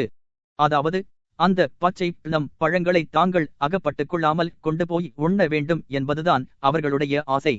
ஆகவே அவர்களுடைய ஆசை வெற்றி பெறுவதாக என்று இளவரசர் ஆண்ட்ரூ தமக்குள் நினைத்துக் கொண்டார். அவர் மீண்டும் ஒரு தடவை அந்த குழந்தைகள் தங்களுக்கு வந்த ஆபத்து போய்விட்டது என்று நினைத்து தாங்கள் ஒளிந்து கொண்டிருந்த மரத்திற்கு பின்னால் இருந்து ஓடிவந்தார்கள். தங்களுடைய பாவாடைகளை தூக்கி பிடித்துக் கொண்டு கிரீச்சு கூறலில் ஏதையோ தங்களுடைய சிறிய கூறல்களில் கத்திக்கொண்டு தங்களுடைய சிறிய வெறும் கால்களால் வேகமாக அந்த புல்வெளி வழியாக மகிழ்ச்சியோடு ஓடினார்கள். துருப்புகள் பிரயாணம் செய்து கொண்டிருந்த பிரதான ரஸ்டாதோசி மயமாய் இருந்தது. அதை விட்டு இந்த தனிப்பாதை வழியாக இளவரசர் ஆண்ட்ரூ சவாரி போனது அவருக்கு சிறிது களைப்பு நீங்கி உற்சாகமாய் இருந்தது. ஆனால் பாலுடு ஹில்ஸுக்கு சிறிது தூரம் வந்ததும் அவர் பிரதான ரஸ்டாவை அடைந்தார். ஒரு சிறிய குளத்துக்கு பக்கத்தில் இருந்து அணைக்கு அருகே அவருடைய பட்டாளம் முகாம் போட்டிருந்தது. அதைக் கடந்து இளவரசர் சென்றார். அப்போது பகல் 1 மணி. அந்த தூசி வழியாக சூரியன் ஒரு சிவந்த பந்து போல தோன்றி அவருடைய முதுகை பொறுக்க முடியாத விதத்தில் உஷ்ணத்தால் அவருடைய கருப்பு கோட்டு வழியாக தகித்துக் கொண்டிருந்தது. அந்த இளைப்பாறிக் கொண்டிருந்த துருப்புகளிடம் இருந்து வந்த பேச்சு சப்தங்களுக்கு மேலாக தூசியானது எப்பொழுதும் அசைவற்று தொங்கிக் கொண்டிருந்தது. அங்கே காற்றே இல்லை. அந்த அணையை இளவரசர் ஆண்ட்ரூ கடந்தபோது அந்த குளத்தின் இனிமையான வாசனையையும் களிமண் வாசனையையும் நுகர்ந்தார். அந்த தண்ணீர் எவ்வளவு அசுத்தமாய் இருந்தாலும் அதற்குள் இறங்க வேண்டும் என்று அவர் விரும்பினார். கூச்சல்களும் சிரிப்புகளும் வந்து கொண்டிருந்த அந்த திசையை நோக்கி அவர் அந்த குளத்தை பார்த்தார்.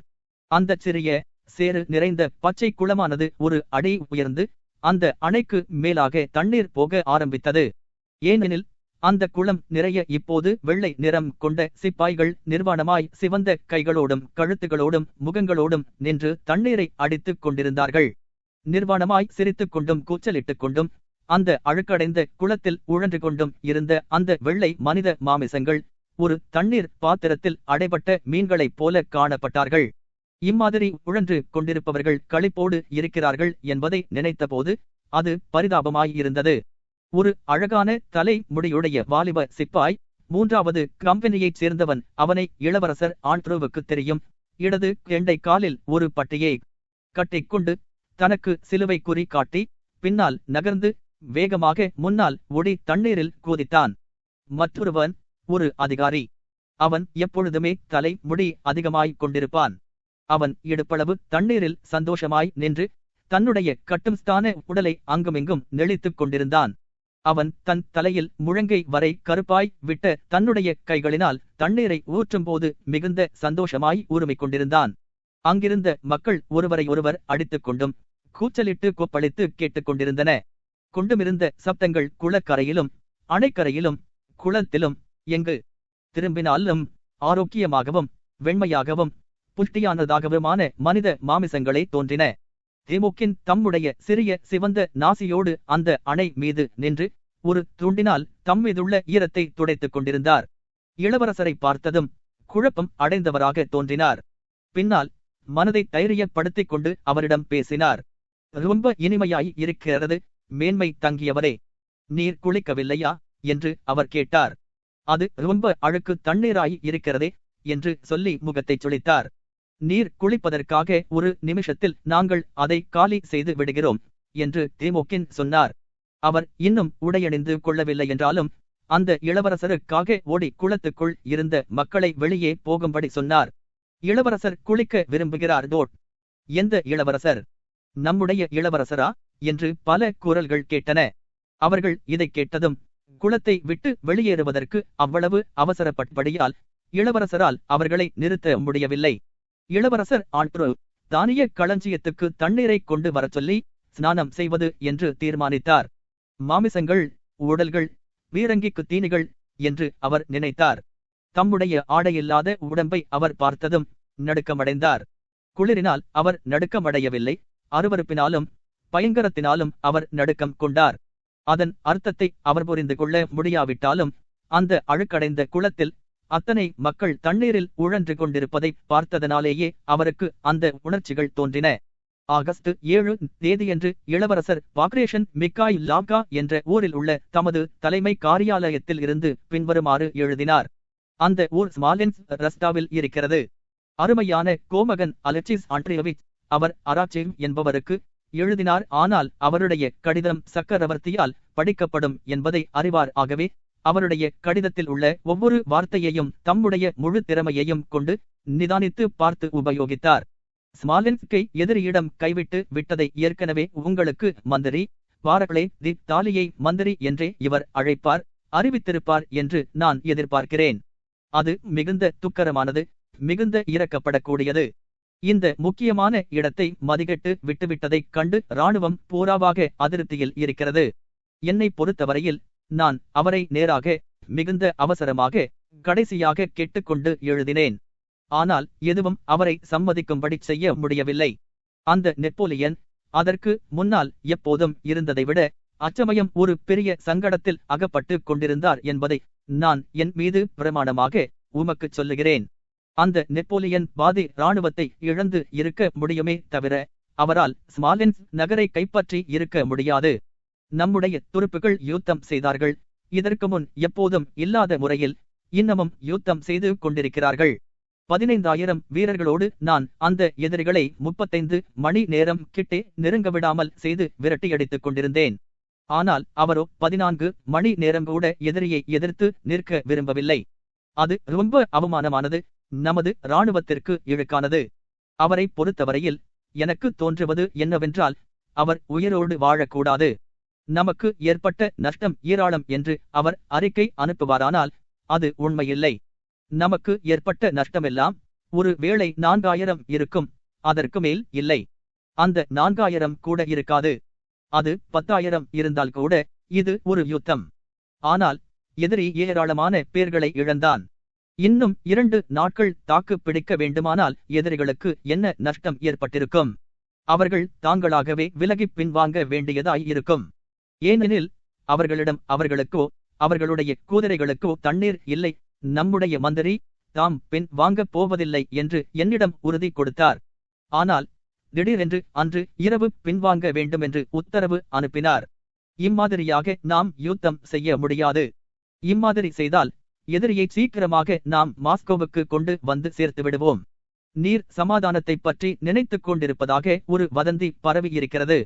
இம்மாதிரியான இவ்வளவு தியாகங்களையும் நாம் செய்த பின்பு, இம்மாதிரி பைத்தியக்காரத்தனமான பின் வாங்குதல்களை செய்த பின்பு நீர் சமாதான முயற்சியில் இறங்குவதானால் உம்மை கடவுள் அதைச் செய்ய முடியாதபடி தடுப்பாராக. நீர் அப்படிச் செய்வீரானால் ருஷ்யா முழுவதும் உமக்கு விரோதமாக கிளம்பும். எங்களில் ஒவ்வொருவரும் சீருடை அணிவதற்கு அவமானம் அடைவோம். அம்மாதிரி நிலைமை ஏற்படுமானால் நாங்கள் ருஷ்யாவால் முடிகிற வரையிலும் மக்களால் பொறுத்துக் கொள்ள முடிகிற வரையிலும் நாம் சண்டை போட்டுத்தான் ஆக வேண்டும். சேனாதிபதி என்றால் ஒருவராய்த்தான் இருக்க வேண்டும், இருவராய் இருக்கக்கூடாது. உம்முடைய மந்திரி ஒருவேளை மந்திரி என்ற நிலைமையில் கெட்டிக்காரராய் இருக்கலாம்.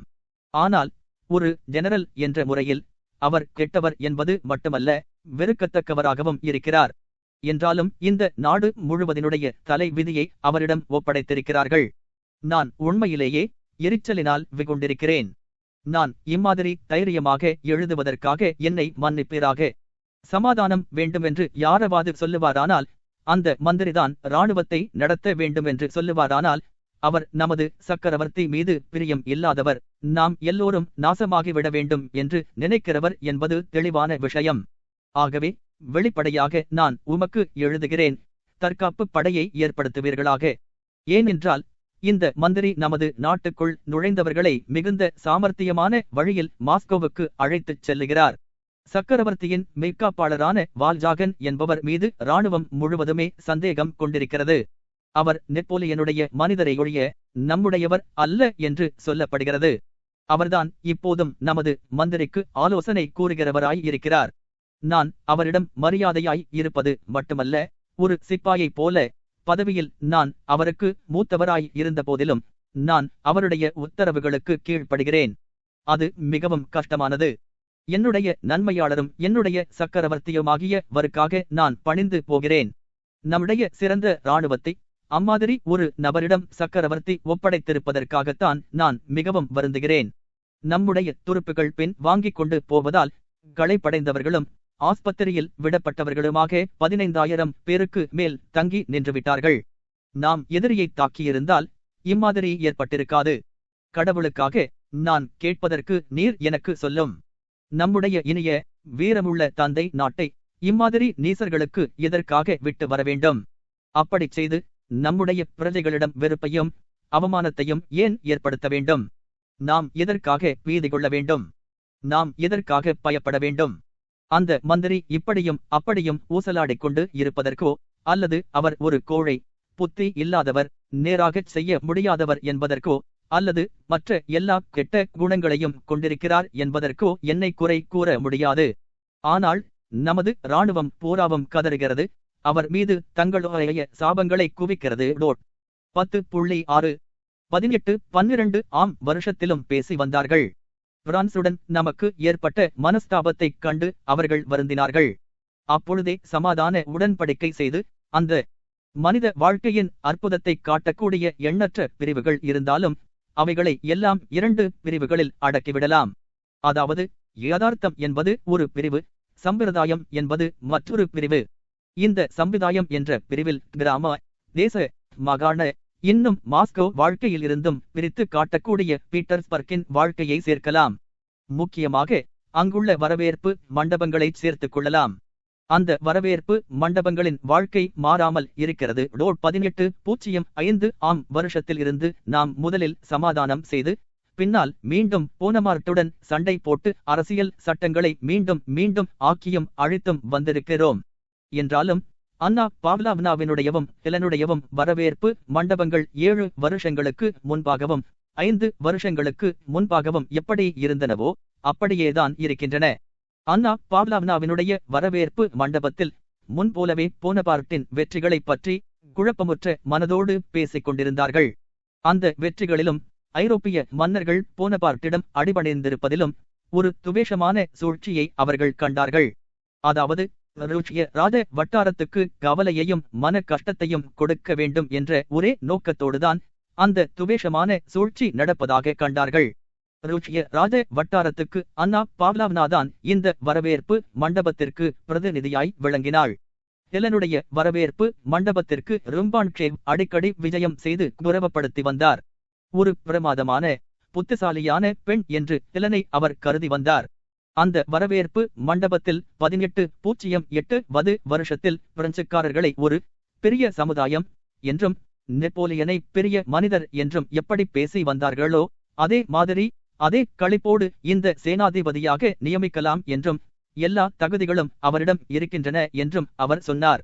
ஒரு விசனமான புன்னகையோடு அன்னா பாவ்லாவ்னா பேசினாள். சக்கரவர்த்திக்கு இதுவரை தொல்லையைத் தவிர வேறு எதையும் குட்டதோல் கொடுக்கவில்லை என்று அவள் கூறினாள். இன்று பிரபுக்கள் சபையில் நான் மேலும் மேலும் பேசிக்கொண்டே இருந்தேன். ஆனால் நான் பேசுவதை அவர்கள் கவனிக்கவில்லை. தற்காப்பு படைக்கு அவரை தலைவராக தேர்ந்தெடுப்பது சக்கரவர்த்திக்கு பிரியமாய் இருக்காது என்று நான் அவர்களிடம் சொன்னேன். ஆனால் என் பேச்சை அவர்கள் கவனிக்கவில்லை என்று இளவரசர் வாசைலி இடை மறித்துச் சொன்னார். இதெல்லாம் எதிர்க்க வேண்டும் என்ற வியாதியேதான் என்று அவர் மேலும் சொன்னார். எதற்காக? அந்த மாஸ்கோ வாசிகளின் மூடத்தனமான உற்சாகத்தை நாமும் குரங்கு போல பின்பற்ற வேண்டும் என்ற ஒரே காரணம்தான் என்று இளவரசர் வாசைலி பேசி முடித்தார். அந்த வினாடியில் அவர் ஹெலனுடைய மண்டபத்தில்தான் மாஸ்கோவின் உற்சாகத்தை கேலி செய்ய வேண்டும் என்பதையும் அன்னாவின் மண்டபத்தில் அதை களிப்போடு பாராட்ட வேண்டும் என்பதையும் அவர் மறந்துவிட்டார். ஆனால் உடனே அதை புரிந்து கொண்டு பரிகாரம் செய்தார். இப்பொழுது ருஹ்யாவிலேயே மிகவும் வயதான ஜெனரலான கோமகன் குட்டதோல் அந்த சபைக்கு தலைமை வகிப்பது பொருத்தமாய் இருக்குமா?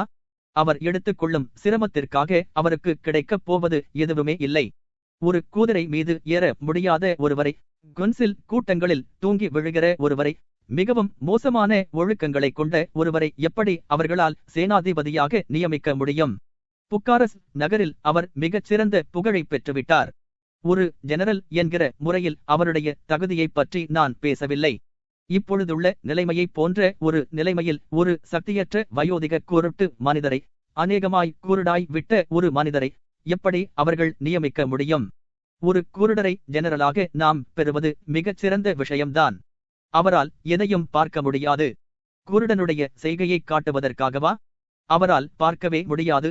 இந்த பேச்சுக்கு யாரும் பதில் சொல்லவே இல்லை. ஜூலை 14 தேதியன்று இது முற்றிலும் சரி. ஆனால் ஜூலை 29 தேதியன்று குட்டதோவுக்கு இளவரசர் என்ற பட்டம் கிடைத்தது. அவரை தள்ளி விடுவதற்காக உள்ள விருப்பத்தை இது காட்டுவதாய் இருக்கலாம். ஆகவே இளவரசர் வாசைலியின் அபிப்பிராயம் இன்னமும் சரியானதாய இருந்த போதிலும் இப்பொழுது எல்லாம் அவர் அதைச் சொல்லுவதற்கு விரும்புவதில்லை. ஆனால் ஆகஸ்ட் 8 தேதியன்று பீல்டு மார்ஷல் சாலுடிகோல், ஆராக்சே, வியால் மெட்டினாவ், லாப்போகெயின், காச்சபே ஆகியவர்கள் அடங்கிய ஒரு கமிட்டி யுத்தத்தின் போக்கைப் பற்றி ஆலோசிப்பதற்காக கூடியது. சேனாதிபத்தியத்தில் ஒற்றுமை இல்லாத விஷயம்தான் நமது தோல்விகளுக்கு காரணம் என்ற அந்த கமிட்டி முடிவுக்கு வந்தது. குட்டதோவிடம் சக்கரவர்த்திக்கு அதிருப்தி உண்டு என்பதை கமிட்டி அங்கத்தினர்கள் அறிவார்கள். என்றாலும் அந்த கமிட்டி ஆலோசனை செய்த பின்பு குட்டு தோவையே சேனாதிபதியாக நியமிக்க வேண்டும் என்று சக்கரவர்த்திக்கு ஆலோசனை கூற கமிட்டி அங்கத்தினர்கள் தீர்மானித்தார்கள். அதே தினத்தில் எல்லா இராணுவங்களின் மீதும், அந்த இராணுவங்கள் பரவி நின்ற எல்லா பிரதேசங்களின் மீதும் பூரண அதிகாரங்களோடும் குட்டதோல் சேனாதிபதியாக நியமிக்கப்பட்டார். ஆகஸ்ட் 9 தேதியன்று அன்னா பாவ்லாவ்னாவின் வீட்டில் அந்த பெரிய திறமையுள்ள மனிதரை இளவரசர் வாசைலி சந்தித்தார். அந்த பெரிய திறமையுள்ள மனிதர் அன்னா பாவ்லாவ்னா சொல்லுவதை மிகுந்த கவனத்தோடு கேட்டு வந்தார். ஏனென்றால் இளம் சீமாட்டிகளுக்காக ஏற்பட்டிருந்த கல்வி ஸ்தாபனங்களில் ஒன்றில் தாம் டைரக்டராக நியமிக்கப்பட வேண்டும் என்று அவர் விரும்பிக் கொண்டிருந்தார். தம்முடைய விருப்பங்கள் எல்லாம் நிறைவேறிய ஒரு மகிழ்ச்சியான வெற்றி வீரரை போன்ற பாவனையோடு இளவரசர் வாசைலி அந்த அறைக்குள் நுந்தார். நல்லது, இந்த மகத்தான செய்தியை நீங்கள் கேட்டீர்களா? இளவரசர் குட்டதோல் பீல்டு மார்ஷல் ஆகிவிட்டார். எல்லா அபிப்பிராய பேதங்களும் முடிந்து விட்டன. நான் மிக்க சந்தோஷமாய் இருக்கிறேன். மிகுந்த மகிழ்ச்சியோடு இருக்கிறேன். கடைசியாக நமக்கு ஒரு தக்க மனிதர் கிடைத்துவிட்டார் என்று சொல்லி அவர் கடுமையுடனும் முக்கியத்துவத்துடனும் அந்த வரவேற்பு அறையில் இருந்த ஒவ்வொருவரையும் சுற்றி நோக்கினார். தமக்கு டைரக்டர் பதவி வேண்டும் என்ற ஆசை இருந்த போதிலும் அந்த பெரிய திறமையுள்ள மனிதரால் இளவரசர் வாசைலியின் முந்தைய அபிப்பிராயத்தை ஞாபகம் மூட்டாமல் இருக்க முடியவில்லை. அன்னா பாவ்லாவ்னாவின் வரவேற்பு அறையில் இம்மாதிரி செய்தது இளவரசர் வாசைலிக்கும் அன்னா பாவ்லாவ்னாவுக்கும் மரியாதை குறைவாக இருந்த போதிலும் அப்படி பேசும் ஆசையை அவரால் தவிர்க்க முடியவில்லை. ஆனால் அன்னா பாவ்லாவ்னா குட்டதோல் சேனாதிபதியான செய்தியை மகிழ்ச்சியோடு வரவேற்றாள். ஆனால் இளவரசே, அவர் குருடர் என்று சொல்லுகிறார்களே என்று அந்த பெரிய திறமையுள்ள மனிதர் இளவரசர் வாசைலியின் பேச்சுக்களை ஞாபக மூட்டினார். ஏன்? அசட்டுத்தனம். அவர் மிக நன்றாக பார்க்கிறார் என்று இளவரசர் வாசைலி அவசரமாக ஆழ்ந்த தொனியில் லேசான இருமலோடு பேசினார். எல்லாவிதமான கஷ்டங்களையும் அந்த இருமலோடு கூடிய பேச்சினால்தான் சமாளிப்பதற்கு அவர் வழக்கமாக விரும்புவார். அவர் நன்றாய் பார்க்கிறார். எல்லா இராணுவங்கள் மீதும் அந்த இராணுவங்கள் தங்கியுள்ள பிரதேசங்கள் மீதும் பூரணமான அதிகாரங்களை சக்கரவர்த்தி அவருக்கு கொடுத்திருக்கிறார். இதற்கு முன்னால் வேறு எந்த சேனாதிபதிக்கும் அம்மாதிரி அதிகாரங்களை கொடுத்ததில்லை. இதைக் கண்டுதான் நான் மிகுந்த மகிழ்ச்சி அடைகிறேன். அவர்தான் இப்பொழுது ஒரு இரண்டாவது சர்வாதிகாரி என்று ஒரு வெற்றி புன்னகையோடு இளவரசர் வாசைலி பேசி முடித்தார். கடவுள் கருணை புரிவாராக, கடவுள் கருணை புரிவாராக என்று அன்னா பாவ்லாவ்னா கூறினாள். அந்த பெரிய திறமையுள்ள மனிதர் ராஜ சபை வட்டார பழக்க வழக்கங்களில் இன்னும் ஒரு கற்றுக்குட்டியாகவே இருந்து வந்தார். அன்னா பாவ்லாவ்னாவை புகழ்ச்சி செய்ய அவர் விரும்பி அன்னா பாவ்லாவ்னாவின் பழைய கருத்துக்களை இந்த விஷயத்தில் ஆதரித்து பேச விரும்பி கூறியதாவது, அந்த அதிகாரங்களை குட்டசோவிற்கு கொடுத்தற்கு சக்கரவர்த்தி தயங்கினார் என்று சொல்லப்படுகிறது.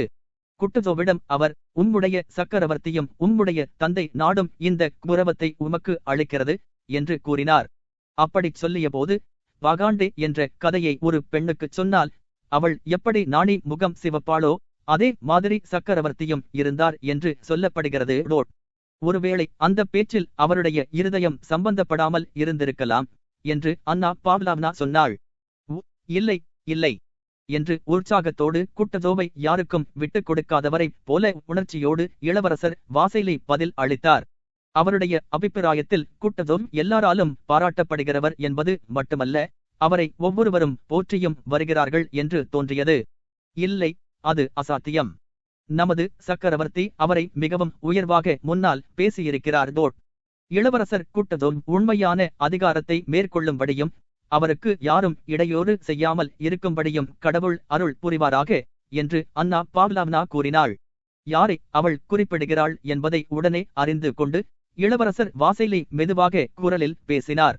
ஜாரேவிச் இராணுவத்தோடு இருக்கக்கூடாது என்ற நிபந்தனையை தெளிவாக குட்டசோவ் சொல்லிவிட்டார் என்பதை நான் அறிவேன். சக்கரவர்த்தியிடம் அவர் என்ன சொன்னார் என்பது உங்களுக்கு தெரியுமா? சக்கரவர்த்தியிடம் குட்டசோவ் சொல்லியதாக கூறப்பட்ட வார்த்தைகளை இளவரசர் வாசைலி திரும்பிச் சொன்னார். அதாவது, அவர் ஏதாவது தவறு செய்தால் என்னால் தண்டிக்கவும் முடியாது, அவர் ஏதாவது நன்மை செய்தால் அவருக்கு பரிசளிக்கவும் முடியாது. அந்த இளவரசர் குட்டசோவ் ஒரு சிறந்த விவேகி. அவரை வெகு காலமாக நான் அறிவேன். ராஜசபை தந்திரத்தை இன்னும் பெற்றிராத அந்த பெரிய திறமையுள்ள மனிதர் பேசினார். மேன்மை தங்கியவர். அந்த சக்கரவர்த்தி கூட இராணுவத்தோடு இருக்கக்கூடாது என்ற நிபந்தனையை திட்டமாக சொன்னார் என்று கூட சொல்லிக் கொள்ளுகிறார்கள். இதை காதில் கேட்டதும் இளவரசர் வாசைலியும் அன்னா பாவ்லாவ்னாவும் அவரை விட்டு தங்கள் பார்வையை திருப்பிக் கொண்டார்கள். தாங்கள் ஒருவரை ஒருவர் துக்கத்தோடு நோக்கி அந்த மனிதரின் அப்பாவித்தனத்தைக் கண்டு பிரிச்சு விட்டார்கள். 10.7 பீட்டர்ஸ்பர்க்கில் இம்மாதிரி நடந்து கொண்டு இருக்கும் பொழுது பிரெஞ்சு துருப்புகள் ஸ்மாலென்ஸ்கை கடந்து மாஸ்கோவிற்கு மேலும் மேலும் நெருங்கிக் கொண்டிருந்தார்கள். நெப்போலியனுடைய சரித்திரக்காரரான தியர்ஸ் என்பவர் மற்ற அவருடைய சரித்திரக்காரர்களைப் போலவே தம்முடைய வீரரின் செய்கையை நியாயமாக்குவதற்காக முயற்சி செய்தார். அதாவது, நெப்போலியன் தம்முடைய விருப்பத்திற்கு விரோதமாக மாஸ்கோவின் கோட்டை சுவர்களுக்கு இழுக்கப்பட்டார் என்று எழுதியிருக்கிறார். மற்ற சரித்திரக்காரர்கள் சொல்லுவது எவ்வளவு தூரம் சரியோ அவ்வளவு தூரம் அவர் சொல்லுவதும் சரி. ஏனெனில் தனியொரு மனிதனின் விருப்பப்படியே சரித்திர சம்பவங்கள் நடக்கின்றன என்பதற்கான ஆதாரங்களை அவர்கள் தேடுகிறார்கள். ரஷ்ய கமாண்டர்களின் சாமர்த்தியத்தினாலேயே நெப்போலியனை மாஸ்கோவிற்கு இழுத்ததாக ரஷ்ய சரித்திர ஆசிரியர்கள் சொல்லுகிறார்கள். இங்கேயும் அவர்கள் சொல்லுவது எவ்வளவு தூரம் சரியோ அவ்வளவு தூரம் தியர்ஸ் சொல்லுவதும் சரிதான். பின்னால் நடக்கிற காரியங்களுக்கு முன்னால் நடந்த காரியங்கள் ஒரு தயாரிப்பாகவே இருக்கும் என்ற பூர்வ கால சட்டம் இங்கே வருவதோடு பரஸ்பர தர்மம் என்ற சட்டமும் உள்ளே நுழைந்து பூரா விஷயங்களையும் குழப்பி விடுகின்றன. ஒரு நல்ல சதுரங்க விளையாட்டுக்காரன் தான் தோல்வி அடைந்தால் அதற்கு காரணம் தான் செய்த ஒரு தவறே என்று உண்மையாக நினைக்கிறான். அந்த தவறை கண்டு பிடிப்பதற்காக விளையாட்டு ஆரம்பத்தில் ஒவ்வொரு தடவையும் முயற்சி செய்கிறான். ஆனால் அதே மாதிரி தவறுகள் அந்த விளையாட்டின் ஒவ்வொரு கட்டத்திலும் ஏற்படும் என்பதையும் தன்னுடைய காய்களை நகர்த்தி வைப்பது ஒவ்வொன்றும் பூரணமானது அல்ல என்பதையும் அவன் மறந்து விடுகிறான். அவன் கவனித்த தவறை பற்றி மட்டும் அவன் கவனம் செலுத்துகிறான். ஏனெனில் அவனுக்கு எதிராக விளையாடுகிறவன் அதை தனக்கு சாதகமாக உபயோகித்துக் கொள்ளுகிறான். யுத்தம் என்பது சில குறிப்பிட்ட காலவரையறையில் நடப்பது. அங்கே உயரற்ற காரியங்களை நடத்தி வைப்பது ஒருவருடைய விருப்பத்தை மட்டும் சார்ந்திருக்கவில்லை. பல விருப்பங்களுக்குள் ஏற்படுகிற மோதல்களினாலேயே ஒவ்வொரு காரியமும் பிறக்கிறது. ஆகவே யுத்தம் என்ற இந்த சதுரங்கம் எவ்வளவு சிக்கலானதாய் இருக்க வேண்டும். ஸ்மாலென்ஸ்கை கடந்த பின்பு தாராகாபுக்கு அப்புறமாக உள்ள வியான்மா என்ற இடத்திலும் அதன் பின்னால் ஜாரேவா ஜாய்மிஷ் என்ற இடத்திலும் போர் தொடுக்க நெப்போலியன் விரும்பினார். ஆனால் எண்ணற்ற சந்தர்ப்பங்கள் ஒன்று கூடியதால் ருஷியர்கள் பாராடினோ என்ற இடத்திற்கு வந்து சேருகிற வரையில் அவர்களால் போர் செய்ய முடியவில்லை. அந்த இடம் மாஸ்கோவில் இருந்து 70 மைல் தூரத்தில் இருக்கிறது. வியான்மாவில் இருந்து மாஸ்கோவிற்கு நேராக முன்னேறும்படி நெப்போலியன் உத்தரவிட்டார்.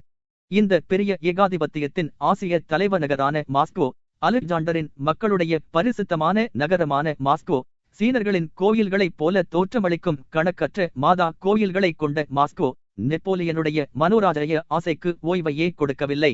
வியான்மாவில் இருந்து ஜாரேவா ஜாய்மிஷுக்கு அவர் தம்முடைய கருஞ்சிவப்பு வர்ணம் உள்ள வால் வெட்டிவிடப்பட்ட மந்தகதி நடையில் போகும் குதிரை மீது காப்பாளர்களும் மெய்காப்பாளர்களும் வேலைக்காரர்களும் பாதுகாப்பு படையும் புடைசூழ போய்க் கொண்டிருந்தார். அவருடைய இராணுவ பிரதான அதிகாரியான பிர்த்தியர் என்பவர் குதிரை படையால் கைதியாக பிடிக்கப்பட்ட ஒரு ருஷியரை விசாரணை செய்வதற்காக பின்தங்கினார். மொழிபெயர்ப்பாளரான லேலார்ந்தி இடிவில்லை என்பவருடன் அவர் பாய்ச்சலில் சவாரி வந்து நெப்போலியனுக்கு பக்கத்தில் வந்ததும் தம்முடைய குதிரையின் கடிவாளத்தை இழுத்து நிறுத்தி ஒரு மகிழ்ச்சியான தோற்றத்தோடு நெப்போலியனை பார்த்தார். நல்லது என்று நெப்போலியன் கேட்டார். பிலாட்டாவினுடைய கோசாக்குகளில் ஒருவன் பிலாட்டாவினுடைய துருப்புகள் பிரதான இராணுவத்தோடு சேர்ந்து கொள்வதாகவும் சேனாதிபதியாக கூட்டத்தோடு நியமிக்கப்பட்டிருக்கிறார் என்றும் சொல்லுகிறான். அவன் புத்திசாலியாக பெரிய பேச்சுக்காரனாகவும் இருக்கிறான். அந்த கோசாக்கிற்கு ஒரு குதிரையை கொடுத்து தம்மிடம் அழைத்து வரும்படி நெப்போலியன் புன்சிரிப்போடு அவர்களிடம் சொன்னார். அந்த கோசாக்கிடம் தாமே பேச வேண்டுமென்று அவர் விரும்பினார். பல உதவியாளர்கள் குதிரைகள் மீது பாய்ச்சலில் போனார்கள். ஒரு மணி நேரத்திற்கு பின்பு அந்த லாவ்ருஷ்கா ஒரு சேவகனின் ஓடுபோது நெப்போலியனுக்கு முன்னால் ஒரு பிரெஞ்சு குதிரை மீது வந்து நின்றான். அவன்தான் முன்னால் தெனேசாவிடம் அடிமையாயிருந்து இப்பொழுது ராஸ்தோவிடம் வேலை பார்த்து வருகிறவன். அவனுடைய முகத்தில் குறும்பும் களிப்பும் குடி மயக்கமும் காணப்பட்டன. தமது பக்கத்திலேயே குதிரை மீது வரும்படி அவனுக்கு நெப்போலியன் கூறிவிடு அவனை கேள்வி கேட்க ஆரம்பித்தார். நீ ஒரு கோசாக்கா? ஆம், ஒரு கோசாக்குதான் மென்மை தங்கியவரே. அந்த கோசாக் தான் யாருடன் இருக்கிறான் என்பதை உணர்ந்து கொள்ளவில்லை. ஏனெனில் நெப்போலியனுடைய ஆடைகளும் தோற்றமும் சாதாரணமாயிருந்தபடியால் ஒரு கீழ் நாட்டாளருடைய மனதிற்கு அவர் ஒரு மன்னராக தோன்றுவதற்கு எந்த விதமான அடையாளமும் இல்லை. ஆகவே மிகுந்த சிளகண்ணியத்தோடு யுத்த சம்பவங்களைப் பற்றி அவன் பேச ஆரம்பித்தான் என்று இந்த சம்பவத்தை வர்ணிக்கும் போது தியர்ஸ் என்பவர் குறிப்பிடுகிறார். உண்மையில் முதல் நாளன்று லாவ்ருஷ்கா நிறைய குடித்துவிட்டு அவனுடைய எஜமானருக்கு டின்னர் தயார் செய்யாமல் இருந்து விட்டான்.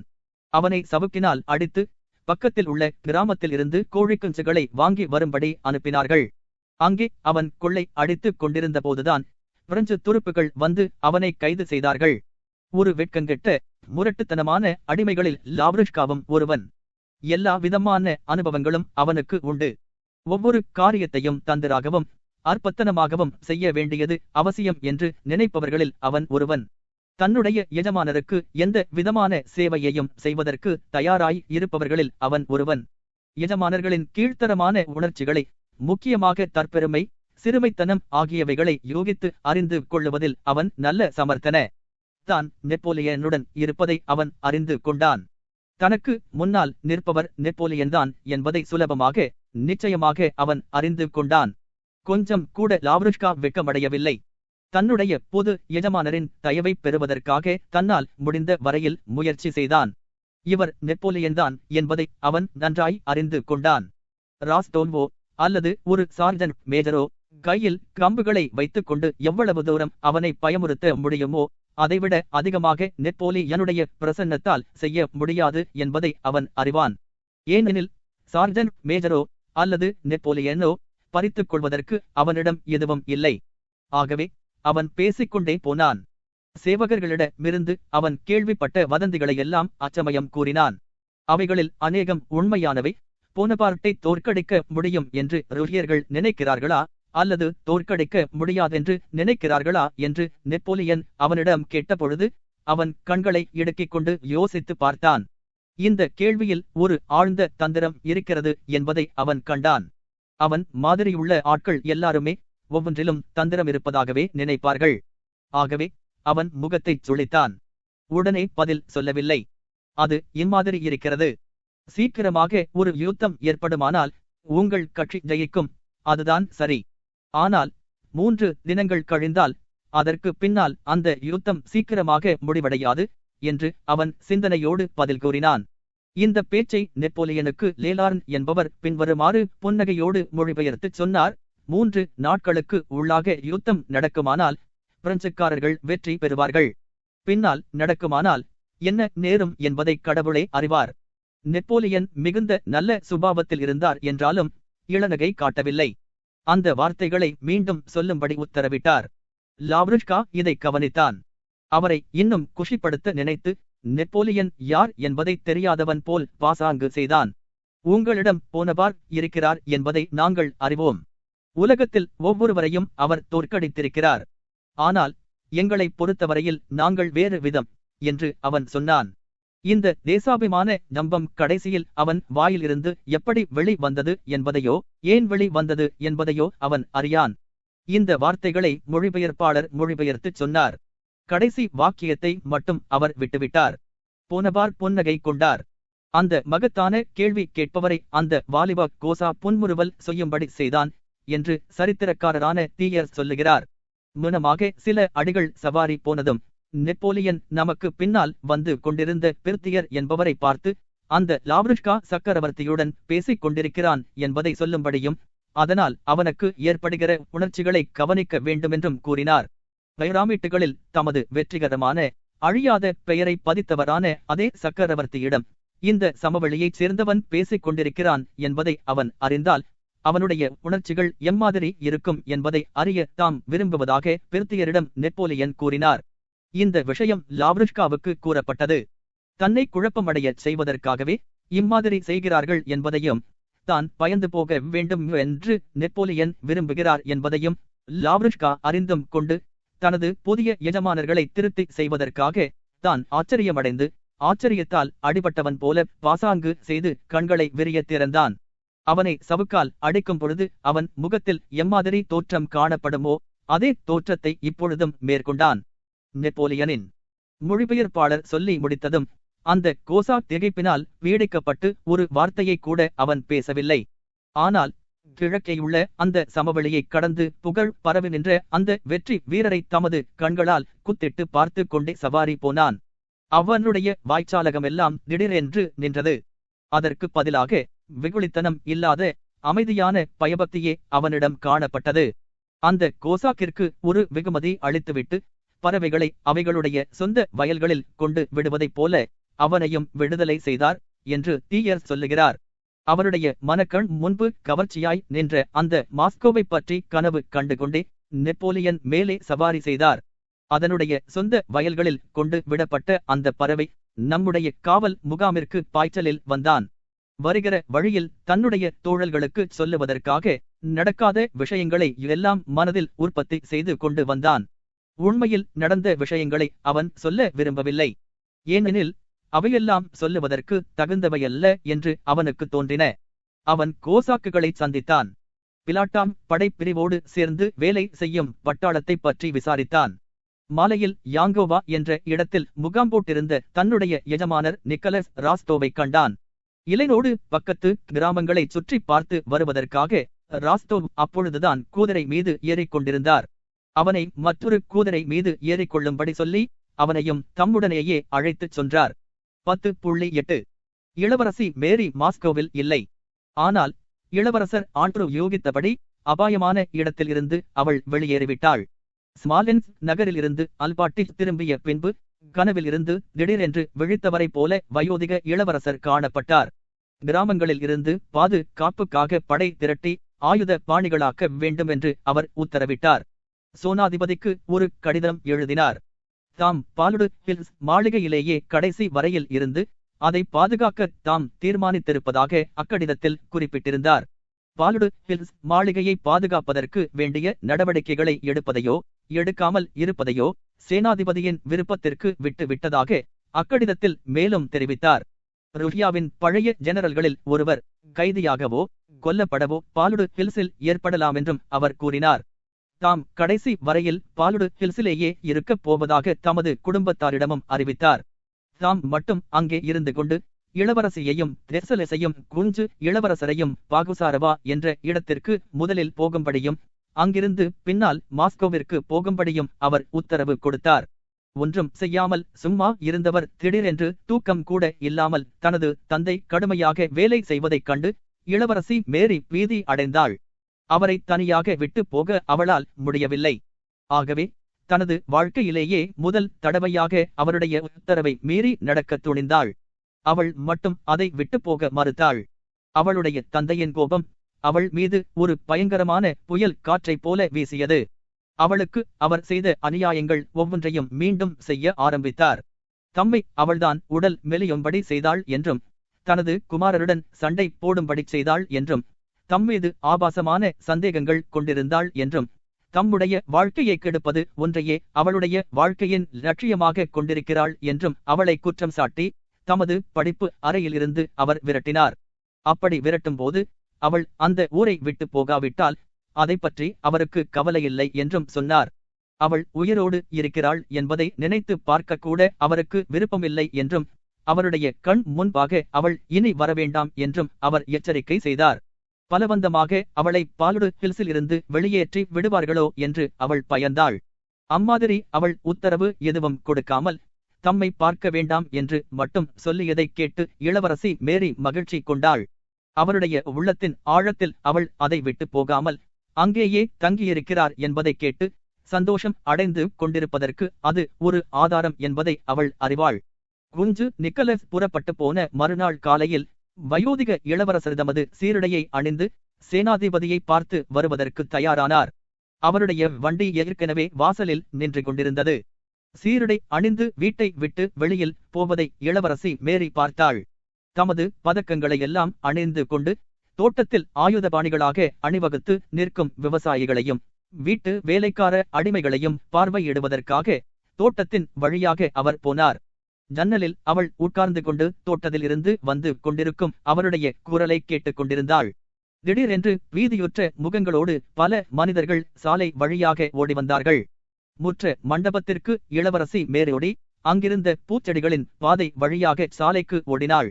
பாதுகாப்பு படையைச் சேர்ந்தவர்களும் வீட்டு வேலைக்காரர்களும் கொண்ட ஒரு பெரிய கூட்டம் அவளை நோக்கி வந்து கொண்டிருந்தது. அவர்களுக்கு மத்தியில் கைத்தாங்கலாக யூனிபாரமும் பதக்கங்களும் அணிந்த ஒரு வயோதிகரை அவர்கள் தூக்கி வந்தார்கள். அவள் அவரிடம் ஓடினாள்.